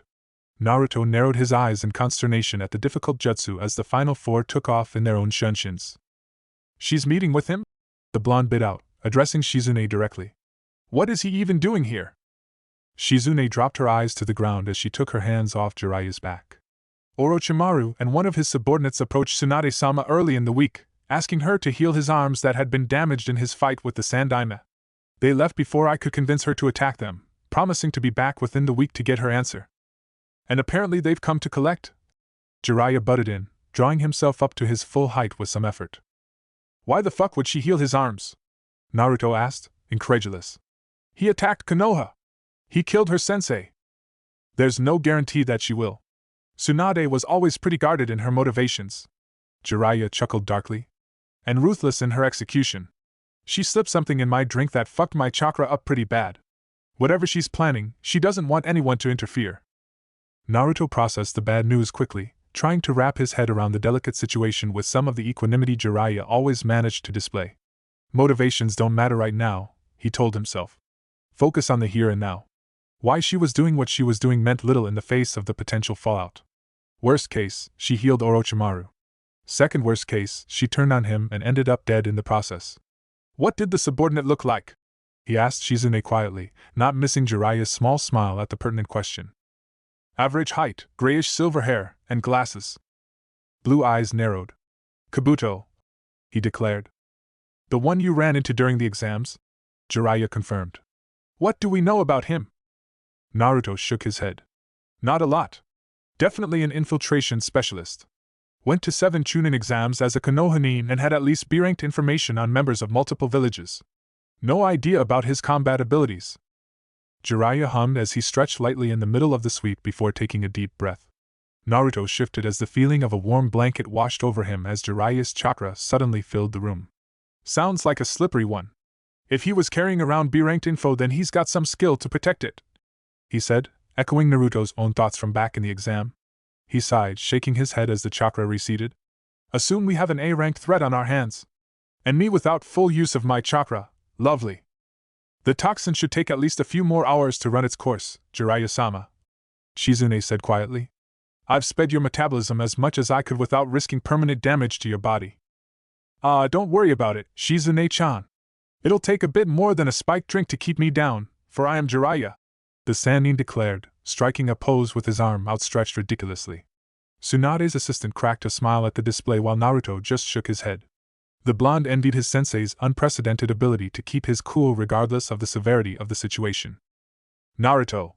The older man spoke, suddenly all business. When we make contact, you and Shizune will have to field Kabuto. Leave Orochimaru to me. Even with your chakra? Jiraiya grinned. I've had worse odds. And if his arms are still fucked when we show up, it might actually be a fair fight. The blonde nodded hesitantly before wincing in pain as two sets of memories shoved themselves into his head simultaneously. I hate it when they do that. We've got something, sensei. 2 of my clones found wreckage on the southeast side of the city. A wall and half a building have been completely destroyed. Heh. Sounds like our girl. Lead the way, Gaki. Naruto spared the 2 ranking shinobi a glance before performing a seamless shunshin that left him on the roof of the hotel. The others joined him less than a second later, and the blonde wasted no time in speeding away in the direction his clones had found the disturbance in yet another body flicker. Blue eyes strained to stay completely open despite the rushing wind and blurred surrounding that the shunshin naturally led to. The jutsu was fast, too fast in some ways, and Naruto wasn't proficient enough with it to make much use of it in full combat, something Jiraiya apparently had half a mind to fix at the earliest opportunity, or so the man had said on their way to Tanzaka-gai. An idea for wind manipulation struck him in the moment, but he quickly shelved it for later. They had arrived in seconds at what looked to have been, perhaps as recently as minutes ago, a reasonably affluent quarter of the city.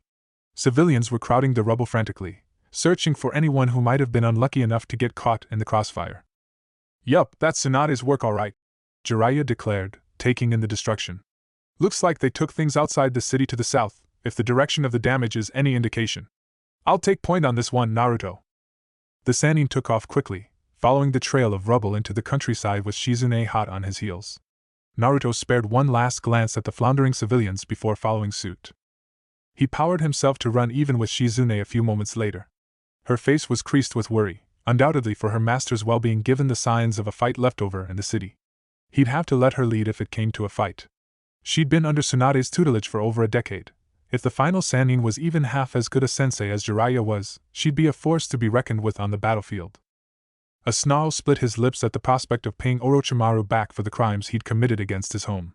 For all he railed against the general populace in his own mind, he didn't care to see them senselessly slaughtered at the whims of a madman. The heavy feeling of latent chakra washed over Naruto abruptly. Blue eyes flicked to his sensei in time to see a change come over the man's bearing. Go time. One moment, Jiraiya was leading them, the next, he was gone at a speed Naruto hadn't thought the large man capable of. Fast. Shizune followed without hesitation and Naruto, seeing a clear path, dashed forward into Shunshin to keep up. He landed less than a second after Tsunade's apprentice, 2 steps behind Jiraiya. The blonde Sannin was on her knees, shivering and covered in blood behind her loyal teammate. Across the plain, Orochimaru stood next to a serious Kabuto, a grin twisting his pale face. Looks like we're just in time. Jiraiya boomed, stepping forward. Can't say I'm happy to see your pasty face again, Orochimaru. Jiraiya. The snake Sannin all but hissed, grin widening. What a lovely reunion! How long has it been since we've all been together? Head, not long enough clearly. Though I was sorry I missed getting a chance to cave your skull in back in Konoha. The snake Sannin just grinned wider, his lips stretching unnaturally. I see your manners haven't improved after all these years. That's no way to greet an old friend. Orochimaru chuckled. And you've brought young Naruto-kun as well. You performed most admirably during the invasion, child. He complimented. Naruto felt his lip curl at the sound of the man's voice, but did nothing other than draw his knives in anticipation. Slippery as he was, Orochimaru would undoubtedly use anything the blonde said against him. Losing his head here could lead to actually losing his head. Indeed, you defied even my expectations. Poor Gaara didn't stand a chance, did he? The snake sighed theatrically. I'm afraid our business with Tsunade-chan is complete, Kabuto-kun. Naruto didn't have time to react as Shizune reached out and pulled him and Tsunade to the right. The world blurred for less than a second as she carried them in Shunshin away from 2 massive plumes of smoke that the blonde hadn't even processed. Summoning, he realized. 2 brown snakes the size of most buildings in Konoha dove into the other cloud that had been left over, undoubtedly from Jiraiya's summoning. A giant, magenta-colored toad wearing a black kimono leapt past them with surprising grace, deflecting the bite of one of the snakes with a shield it pulled from its back. Heads up! Shizune called, a split second before Naruto's reflexes had him diving out of the way of a palm that was covered in visible, glowing chakra. He turned his dive into a roll and the hien roared to life in his hands as he righted himself. Kabuto stood between Naruto and Shizune, who was still covering Tsunade's front, and smiled maliciously. I had thought to test myself against one of the Sannin today, but I suppose you two will have to do. He disappeared in a blur that Naruto's immature eyes couldn't track. Senses screaming, he spun in place, lengthening the hien into 5-foot whips that circled him defensively, forcing Kabuto to abort. Inventive. the spy said from just outside the wind's range. He torqued his body suddenly, neatly avoiding a palm thrust from Shizune. He jumped back a step, parrying another thrust with ease. I would suggest leaving this to the adults, however. This is no place for you, Naruto-kun. The spy leapt backwards to avoid a flurry of Shizune's blows. The black-haired woman ran through seals and spit a hail of tiny needles from her mouth at Kabuto, forcing him to the left. Come now, Naruto-kun. Leave this business to the adults, he heard the masked enemy say, voice dripping with condescension. Truly, this is no place for genin, even on as talented as you. The Foyenbyu's words from the day of the invasion rang in his head with the force of an earthquake. It was you! Naruto breathed, the speech patterns and voice aligning in his mind. It was you! He screamed, rage for Yamato's death bubbling to the surface. Horse monkey bird. Naruto clapped his hands together in front of his mouth and exhaled a sharpened cloud of dust that sped toward the spy, pulverizing the ground to dirt particles as it passed. Go! He told Shizune, who dashed back into the fray as Kabuto strafed to his right to avoid the Fuji no Jutsu. Naruto hung back, mind working furiously to find an opening. Kabuto was clearly a jonin, and for all of his advances with Jiraiya, he couldn't go toe-to-toe with the man. Close combat would see him dead in a matter of seconds, given the gap in speed and the chakra covering the man's hands. The blonde wasn't about to chance getting caught by that. Ninjutsu it is. The students of two Sannin clashed in a flurry of taijutsu, their hands glowing matching shades of green as chakra scalpels sought to rend flesh. Knocking one of her thrusts aside, Kabuto pivoted and jabbed 2 fingers of green chakra into Shizune's right shoulder, causing her to cry out. Speeding through seals as fast as he could, Naruto spat a bullet of wind at the small space between the two combatants. The low-level futon technique served its purpose, and Kabuto jumped back to avoid being hit, allowing Shizune to dart back to Naruto's side. Forming a familiar cross-shaped seal, 3 Narutos burst into existence, and rushed forward to blitz the spy in individual shunshins, knives drawn. The original turned to his ally expectantly. He's better than me in close quarters. We need a coordinated assault to take him out, Shizune declared as she healed whatever damage Kabuto had inflicted to her shoulder. My clones can flush him out, Naruto said, forming 6 more as the memories of his now dispatched clones made themselves known. They disappeared in body flickers to engage the spy once more. My ninjutsu can keep him out of range for a while, but I can't keep up with his speed long term. In a contest of raw speed, Naruto could probably go toe-to-toe with Kabuto. The man wasn't that fast. But the blonde's reflexes weren't good enough to allow him to battle it out in Shunshin given the lack of sight that the jutsu left him with. Luck wouldn't carry him far in this fight. Am I interrupting something? Kabuto's smooth voice spoke from behind Naruto and Shizune, a moment before one of Naruto's clones managed to dispel itself in a warning. He didn't dispel them. Naruto realized too late. They spun in time for Naruto to catch a heel to his chest that sent him flying towards the still-downed Tsunade. He hit the ground hard and rolled, finally finding purchase with his hands and vaulting himself into a defensive stance in front of the incapacitated Sannin. Blue eyes shone with renewed rage as he looked for an opening. The spy parried Shizune's point-blank Saban thrust with a kunai, a deft twist of his wrist divesting the black-haired woman of the weapon before he jabbed his chakra-covered palm into her stomach hard enough to send her sprawling. She rolled to a stop some distance away, breathing harshly, but didn't move to stand. Kabuto turned from her downed form to regard Naruto, cocking his head to the side and pushing his glasses further up his nose. A slow, mocking smile spread across his face as he beheld the beleaguered blonde, almost inviting in its condescension. If only the arrogance wasn't warranted, Naruto grimaced and turned his head to regard the blood-covered Tsunade with a sneer Sasuke would have been proud of. Blue eyes locked with honey brown for a moment before he turned back to face Kabuto. Some Hokage you'll make, he growled. 2 Kage Bunshin formed in response to his cross-shaped seal.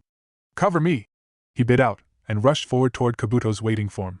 Naruto covered the distance in less than a second, but was still beaten to the spy by a wind-sheathed kunai thrown by one of his clones. Kabuto ducked the thrown knife with ease, but was immediately forced to leap over a sweep of his legs by the original. Naruto dropped to the ground and pushed off with his hands, moving to take advantage of the spy's momentarily airborne state. Crossed arms blocked his plyometric thrust kick with ease, though it succeeded in knocking the glasses-clad man higher in the air where he was immediately met by a second Naruto, who had substituted with the thrown kunai. A 2-handed smash, blocked yet again, brought the spy back down to earth where he immediately rushed forward in a seamless shunshin toward the original. Naruto avoided a chakra-covered palm with a shunshin of his own, and only had time to catch a glimpse of Kabuto's grin before the world was reduced to a blur of high-speed motion. The blonde blurred to the left, towards a spot instinct and chakra senses told him Kabuto would appear in less than a moment. He appeared a split second before the gray-haired spy, but his chakra-enhanced hook was neatly redirected by the back of Kabuto's forearm. Naruto channeled chakra to his feet, sticking himself to the ground in order to pivot hard and spin a devastating elbow at the man's face. But Kabuto was no longer there. The gray-haired spy reappeared at Naruto's flank in yet another body flicker, chakra scalpel moving to eviscerate the blonde, forcing Naruto to perform a shunshin of his own to avoid it, and the chase was on once more. Naruto chained 3 body flickers together to evade Kabuto's deadly hands, eyes tearing up as he battled tunnel vision. I can't keep this up, he thought desperately, ducking a swipe at his head on instinct and nearly overextending himself in an immediate counterattack that was late by as much time as it took to blink. I have the chakra to do this all day, he knew, disappearing in another shunshin to avoid a strike at his heart. But I'm damn near running blind. It was a minor miracle that they were fighting on an open plain. Were they in a forest, the blonde suspected he'd have plowed head first into a tree by now. In the back of his mind, he realized that Kabuto was likely toying with him on Orochimaru's orders. The thought didn't offer much comfort. His luck finally ran out as Kabuto appeared out his body flicker a moment before he did, and the blonde was forced to perform the fastest kawarimi of his life to escape the worst of the damage. He reappeared 5 meters behind Kabuto, holding his chest, and watched detachedly as the large rock he had substituted with was pulverized to dust by the man's strike. The spy turned to him languidly, the mocking smile returning to his young face as he pushed his glasses up the bridge of his nose in what looked to be a habitual tic. Not bad, Naruto-kun, he complimented. I didn't expect you to last quite so long at such speeds. The blonde spat blood and sneered. You'll find I'm full of surprises, he said.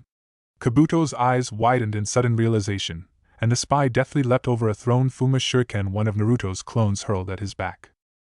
Why would I use a shuriken instead of ninjutsu?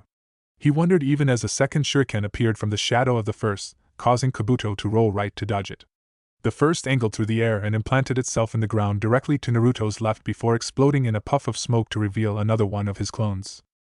Try to keep up, boss, the clone on the left told him, turning to face Kabuto, who was evading the other Kage Bunshin's hail of weapons with seeming ease, and running through hand seals. Naruto's eyes lit up in recognition of his clones, his plan, and sped through his own hand seals fast enough to keep up.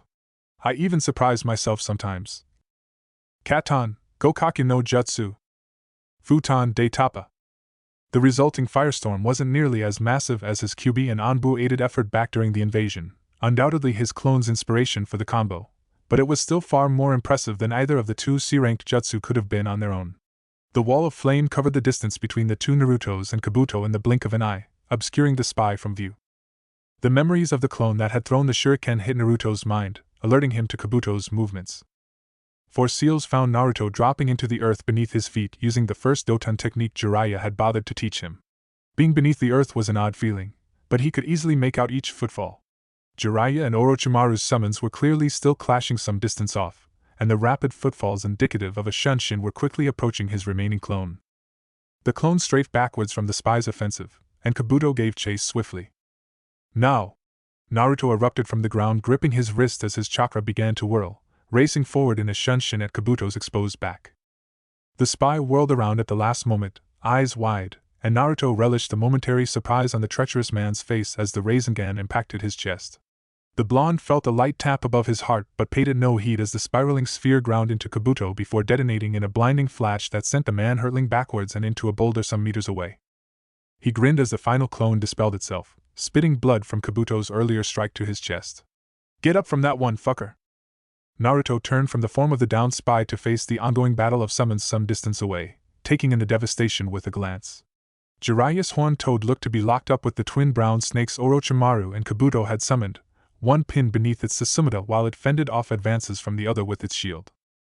Plans of how best to help his laboring sensei had only just started to form in his mind before Naruto felt a sharp pinch in his chest, right where Kabuto had tapped him upon being hit with the Rasengan. What did he? Was all Naruto had time to think as the world spun abruptly and he saw no more. He had always been a patient man, but this weakness couldn't be abided for much longer. He ducked his old teammate's thrust kick with contemptuous ease, and a quick application of chakra saw his body wrapped tightly around Jiraiya's, squeezing the life out of him in seconds, only to have him replaced by a log in a seamless kawarimi. How utterly predictable, Orochimaru mused, having gotten bored with the fight nearly from the outset. Truly, It wasn't even an enjoyable fight, the two of them reduced to this level. He knew Jiraiya well enough to know the man agreed with him on principle, though he'd never admit it. Stubborn fool, he thought without vitriol. Indeed, the only redeeming factor was Naruto-kun's clash with Kabuto just inside the fringes of his awareness. Your spy is competent, Jiraiya complimented, swinging a fist that normally would have had the strength to tear his head from his shoulders. As it was, he managed to maneuver his dead, useless, left arm into its path in a block. Had the arm been receiving any blood flow, it likely would have only bruised. You notice, Orochimaru simpered, swinging his other dead, useless, arm at his old teammate before twisting himself into a kick that had Jiraiya skidding backwards on the head of the pinned snake upon which they fought. Above them, Jiraiya's toad was locked in combat with his second summon. Kabuto-kun could give Sakumo's boy a run for his money, old friend. On a good day, of course. And yet Naruto isn't dead, the white-haired man returned, voice dripping with suspicion. He knows me too well, Orochimaru mused amusedly. Outwardly, he chuckled. I abhor waste, Jiraiya. Naruto-kun has so much potential that it would be shameful if he was cut down before he could reach it. Surely you see that. Of course I do, his old teammate said, face set in stone. But that doesn't explain what the hell you want with my student, now does it? He felt his lips stretch into a wide smile. Only the best of things, I assure you, he said, delighting in the frustrated countenance that came over Jiraiya's face. He blinked, chakra working in overdrive to twist his body out of the way of his old teammate's flying knee. He regains his strength quickly. You know he'll never join you, Jiraiya said matter-of-factly, blocking his return kick with ease. Promises of power won't tempt him, Orochimaru. Not after what you've done. Won't they? He and I are allied against a common enemy, and I am the greatest resource he could possibly have to fight them. The snake Sannin smirked. I know the Akatsuki better than anyone else, Jiraiya. Far better than you. They're all old friends, you see. Jiraiya grimaced, fighting his own body as it rebelled against Tsunade's toxin. That doesn't change what you've done. He blurred in a shunshin, sweeping Orochimaru's legs and landing a knee to the long-haired man's back that sent him skyward. You attacked Konoha, and that's not easily forgiven, team. Katon Enden. His Kawarimi left nothing but ashes falling on Jiraiya's white hair. Orochimaru rose from the skin of the snake languidly, unbothered. You overestimate the boy's patriotism. Konoha has done naught but spurn his existence from the moment the Kyuubi was sealed into him. Those people mean nothing to him. TCH, I see you haven't changed much either. Still projecting your twisted worldview onto everyone around you, Jiraiya declared, his arms held loosely at his sides. Orochimaru could see the muscles tensing and relaxing beneath the man's haori, however, and knew his old friend could strike at any time. He won't abandon his home over some petty villagers. He's his father's son. Orochimaru felt his lips twist in a reflexive sneer at Namikaze Minato's mention. For all his hatred of what the man represented, failure, he couldn't help but respect the man's ruthless efficiency. The boy had been a prodigy hailed even higher than he had been, and the yellow flash had certainly lived up to his hype. He had envied Jiraiya's luck in getting to teach the boy, though Namikaze had emulated his sensei's style in only the most superficial of ways. There was a certain satisfaction in imparting knowledge onto one's student, a truth he had realized with Anko, despite her failings. He only hoped his next student would prove to be a more satiating endeavor. Speaking of the boy, Orochimaru thought, a swell of chakra at the fringe of his awareness attracting his notice. He turned in time to catch sight of a raging firestorm erupt from twin blondes and raced towards his subordinate. Magnificent! He hissed as Kabuto powered around the worst of the combination jutsu. His father's son indeed, he noted with mixed feelings, watching the boy spring from the earth and rush Kabuto's blind spot, Namake's Rasengan whirling in his hand. The boy was nearly unprecedented. A barely 13-year-old chunin with 2 A-ranked kills, the Jinchuriki of the Kyuubi, the heir to the potent chakra of the Uzumaki, and the son of the Yondaime. You've done well by the boy, Jiraiya, he complimented as the Rasengan detonated with a thunderclap that sent his subordinate flying into a boulder. He will make a fine student. If he survives, of course. He mused aloud, his eyes not missing Kabuto's counter. Jiraiya abandoned their farce of a fight faster than he could blink, reappearing by Naruto's side. Orochimaru took the opportunity to perform his own body flicker to check on his subordinate. Naruto-kun is full of surprises. Kabuto coughed, still prone against the boulder. The explosion had burned away most of his standard purple shirt, and the impact had jarred the Odo headband from his forehead and cracked his glasses. Torn and bloody flesh was knitting back together in front of his very eyes, however, burns fading as new skin cells rapidly formed. What a terrifying ninjutsu, he thought as his subordinate spit blood with a grimace. It appeared the Rasengan did more than just superficially wound its victims. A delightful trait in a lieutenant and student, I assure you, Kabuto-kun. I expect you'll witness many more of the boy's surprises, provided your little counterattack hasn't killed him, Orochimaru said, the evenness of his voice belying his murderous irritation. The gray-haired teen met his stare with familiar deference, though insolence shone through the haze of pain he was no doubt experiencing. A reflex, Orochimaru-sama. I apologize for my mistake. You do not make mistakes, Kabuto-kun, the snake Sannin stated plainly. Between Danzo, Sasori, and himself, the boy was as sharp a shinobi as any on the continent.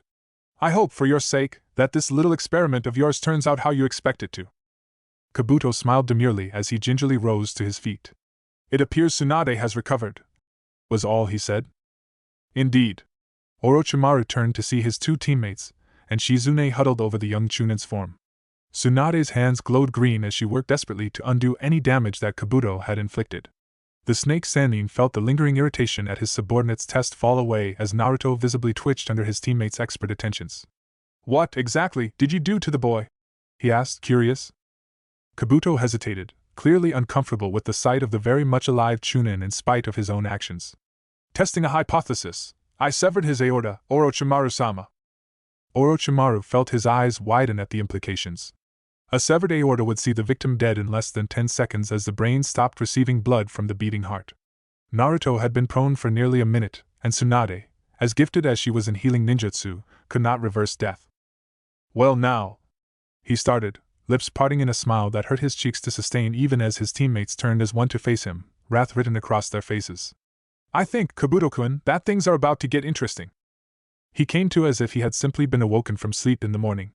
Electric blue eyes blinked open calmly to behold the similarly blue mid-afternoon sky, interrupted only by white clouds floating peacefully across his field of vision. Shikamaru might be onto something. All too soon, the familiar sounds of combat reached his ears, snapping him from his serene reverie. He sat up quickly and gasped, reaching a hand out to the ground to steady himself as exhaustion viciously asserted itself in his body. Bracing himself, he gingerly rose to his feet, careful not to move too quickly and topple over. The Sannin weren't far from him. Jiraiya and Tsunade stood next to each other, and behind them stood their famed boss summons. Gamabunta towered even higher than the toe Jiraiya had summoned earlier in the fight, pipe clenched in his mouth as he glared balefully down upon Orochimaru and an injured-looking Kabuto. Katsuyu was arrayed in what Naruto assumed to be an offensive position, coiled behind Tsunade with her antennae swaying agitatedly. The traitor's infamous summon was nowhere to be seen. Signs of their battle were abundant. Massive craters where the summons had no doubt clashed littered the formerly peaceful plains. A hole that was 5 times as wide as Naruto was tall gaped, signifying some measure of subterranean transit. Gotta be Manda, the blonde concluded. His eyes narrowed as he picked up the feeling of someone using Shunshin, swiftly palming a kunai, only to relax as Shizune appeared a moment later. What did I miss? He asked hoarsely. The black-haired woman surveyed him with something approaching wonderment, prompting Naruto to raise his eyebrows and question. She shook herself slightly. Tsunade-sama and Jiraiya-sama engaged Orochimaru and Kabuto for a few minutes, she said, turning back to regard her master. Naruto quashed a swell of annoyance. He couldn't rightfully expect a full play-by-play account of the fight. His eyes shifted to the gray-haired spy, narrowing in cold fury. How's Kabuto still alive? I got him dead center of his chest. His skill in medical ninjutsu allowed him to preempt your attack, apparently. The damage was already healing when your jutsu struck him, Shizune said tentatively, as if she was still wrapping her head around such a technique. You gotta be kidding me. First Gaara's ultimate defense and Shikaka manifestation, now a guy with the ability to heal wounds that hadn't even happened yet? Blue eyes surveyed the destruction of the plains and turned to regard the now conversing Sannin with no small amount of trepidation. How do I keep ending up in these situations? The fight looked to be over, the 3 Sannin content now to hurl verbal barbs at each other. He measured himself for a moment, considering. A moment later he appeared in a body flicker in between Jiraiya and Tsunade, blue eyes as cold as ice locked on Orochimaru and Kabuto. Ah, awake at last, I see. Orochimaru chirped, clearly pleased at the blonde's reappearance. You had us worried. The blonde's scowl deepened even as he felt Jiraiya lay a hand on his left shoulder. Yeah, I'm sure you were terrified for me, he snarked. Glancing up at his sensei, he received a pleased, if tight, smile that filled him with pride. Regardless of Kabuto's arcane medical knowledge, he had done his job. Orochimaru clucked his tongue, drawing the Chunin's attention, yellow eyes glittering with an emotion Naruto couldn't place. You know that I have no wish to see you dead, child. Naruto scoffed. You tell him that? He asked, tipping his head at Kabuto. He didn't know what the hell the spy had done to him, but anything related to his chest and suddenly having the world go dark couldn't have been all that harmless. The snake Sanin's lips split into the unnaturally wide smile that was becoming far too familiar for Naruto's liking. Certainly. There's only so much Kabuto-kun can do when faced with the Rasengan, however, isn't that right?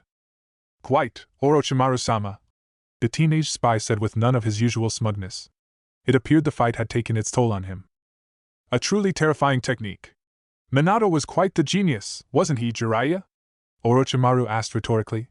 The white-haired Sannin tensed noticeably at the mention of his student. To think that his son would have even a fraction of his potential must have surprised even you. Naruto felt his eyes widen at the same moment. Jiraiya's grip on his shoulder suddenly became painful.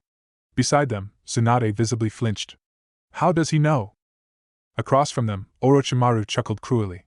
Did they not tell you, Naruto-kun? He asked, clearly taking the blonde's reaction for astonished disbelief upon the revelation of his father's identity.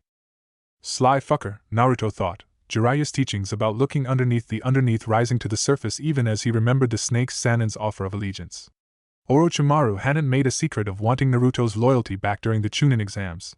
He was clearly trying to drive a wedge between Naruto and his home. If not for the Kyuubi's cruelty, he might have even succeeded. I've known about my father for months, he returned quickly, looking to knock the insufferable grin from the snake Sanin's face. Orochimaru's eyes gleamed. Indeed, you are full of surprises, aren't you? I wonder who told you that particular bit of history. Not Sarutobi-sensei, surely. Even as he worked to dismiss the Sanin's words, the kernel of mistrust that had been planted in him from back when the Kyuubi had first revealed his parentage wrestled its way to the surface of his mind. Back then, it had been a question of why Sarutobi, for all of the years he had known him, hadn't revealed the knowledge. And while he certainly had had more pressing concerns facing him for most of his tutelage under Jiraiya, that question still remained. Why didn't they tell me? It matters little, I suppose. It is enough that you do know. Orochimaru mused aloud, repeating his words from when Naruto had revealed his knowledge of the Akatsuki. He turned to the last of the three Sannin with a disappointed frown. I had hoped, Tsunade, that we would come to a mutually beneficial agreement today. It seems, however, that your time abroad has done you little good. For what little it is undoubtedly worth to you, I wish you luck. The smile returned, just as cruel as the last. You will need it. Until next time. He hissed, sinking into the ground, yellow eyes fixed unblinkingly on Naruto. Kabuto followed shortly. Jiraiya sighed heavily, sinking to the ground in a heap. Slimy bastard, he growled, shaking his head. Now that that's finally dealt with, can we get to the business of actually unfucking up my chakra, Tsunade? Naruto felt his lips twitch in spite of himself. Of course Jiraiya could brush off the battle with ease, settling himself on the ground next to his beleaguered sensei. The fight had taken its toll on him as well. Tsunade scoffed. If Shizune did what I think she did, there's nothing more that can be done. It'll leave your system in a few hours. What? You gotta be kidding. Are we done here, Jiraiya? Naruto nearly jumped from his seated position as Gamabunta rumbled behind them. Forgot he was here, the blonde thought, chiding himself for his slip in situational awareness. Yeah, we're all good, Bunta. Thanks for your help today. Ha! Any opportunity to kill Manda is worth my time. Just make sure you're in better shape next time, you useless pervert, the giant toad said before disappearing in a massive cloud of smoke. Katsuya followed shortly. Super pervert, Jiraiya muttered irritably. He turned his eyes to Naruto, subdued. Suppose you and I have some talking to do, don't we? The blonde shrugged indelicately. Get your body fixed first. I can wait a few more hours. And I could probably use a nap, too. Jiraiya hesitated, clearly torn, before nodding once. You did well today, Naruto. Really well. That Kabuto kid is pretty tough. He was too fast. Naruto returned, all grimace. Could barely keep up with him. Pretty sure he could have killed me more than once and I wouldn't have even had time to react. The spy's orders to leave Naruto mostly unharmed weren't lost on him. Orochimaru's interest had saved him from a rather messy death. Or did they? He wondered, thinking about whatever technique Kabuto had used on him at the end of the battle. Shunshin-paced combat is tricky, Jiraiya said, all understatement, breaking Naruto from his musings. It's all reflex and experience, neither of which develop overnight. The large man paused, seemingly weighing his words before. Before Hiraishin, it was your father's specialty. I have a few drills he developed. We'll start working on them as soon as we're on our way back to Konoha. Naruto couldn't help the small grin that split his lips at the prospect. The more high-level opponents he encountered, the more it became clear that most high-level fights weren't decided by who knew the most ninjutsu. Itachi had blitzed him with skill he had barely even dreamed of. Kabuto, test of his mettle or no, had shown him his limits almost as effectively. Namikaze Minato's notes would go a long way in helping him break those same limits.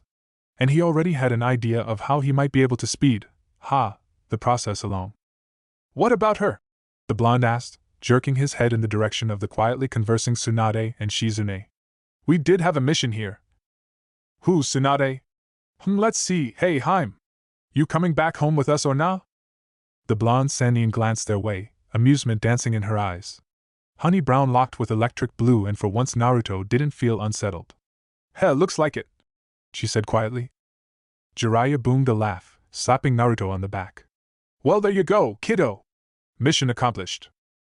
He didn't start when he heard the distinctive clunk of Jiraiya's geta on the rooftop. He was having a lot of conversations on roofs these days, it seemed. First Tsunade and now Jiraiya. Maybe Orochimaru will come offer me training tomorrow night, he mused humorlessly. View from up here ain't half bad, he heard Jiraiya mutter as the large man sat himself on the ledge beside him.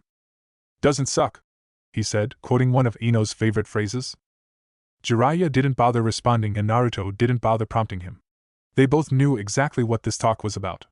The blonde didn't expect his sensei to have any particularly satisfying answers as to why he hadn't told him about his father, or even why he hadn't so much as appeared in his life before the Chunin exams if he had been so close to his old student. Emotions were tough enough to manage in regards to the living, let alone the dead, and Jiraiya had never struck him as particularly adept at managing his own grief. Their conspicuous absence from the Sandaime's funeral spoke volumes. But that didn't mean Naruto was about to make this easy for him. The Sannin heaved a sigh as the silence dragged on for over 2 minutes, finally turning to look at his charge. Look, Naruto, I'm no good at this kind of thing, which I think you know by now. Yeah, I got that. Right, anyway, I'm gonna be upfront with you. I don't have any really good explanations for why I wasn't, there when you were growing up. Figured. Not ones that matter, at least. I was doing my job and that was enough to keep me away. Jiraiya finished, turning back to the view of Tanzakagai's bustling nightlife. As far as not telling you about Minato, honestly I just didn't know how. Or when. Or what to say. And I'm sorry for that. You deserve to hear it from someone who knew Minato for who he was, not Orochimaru, or whoever it was that told you.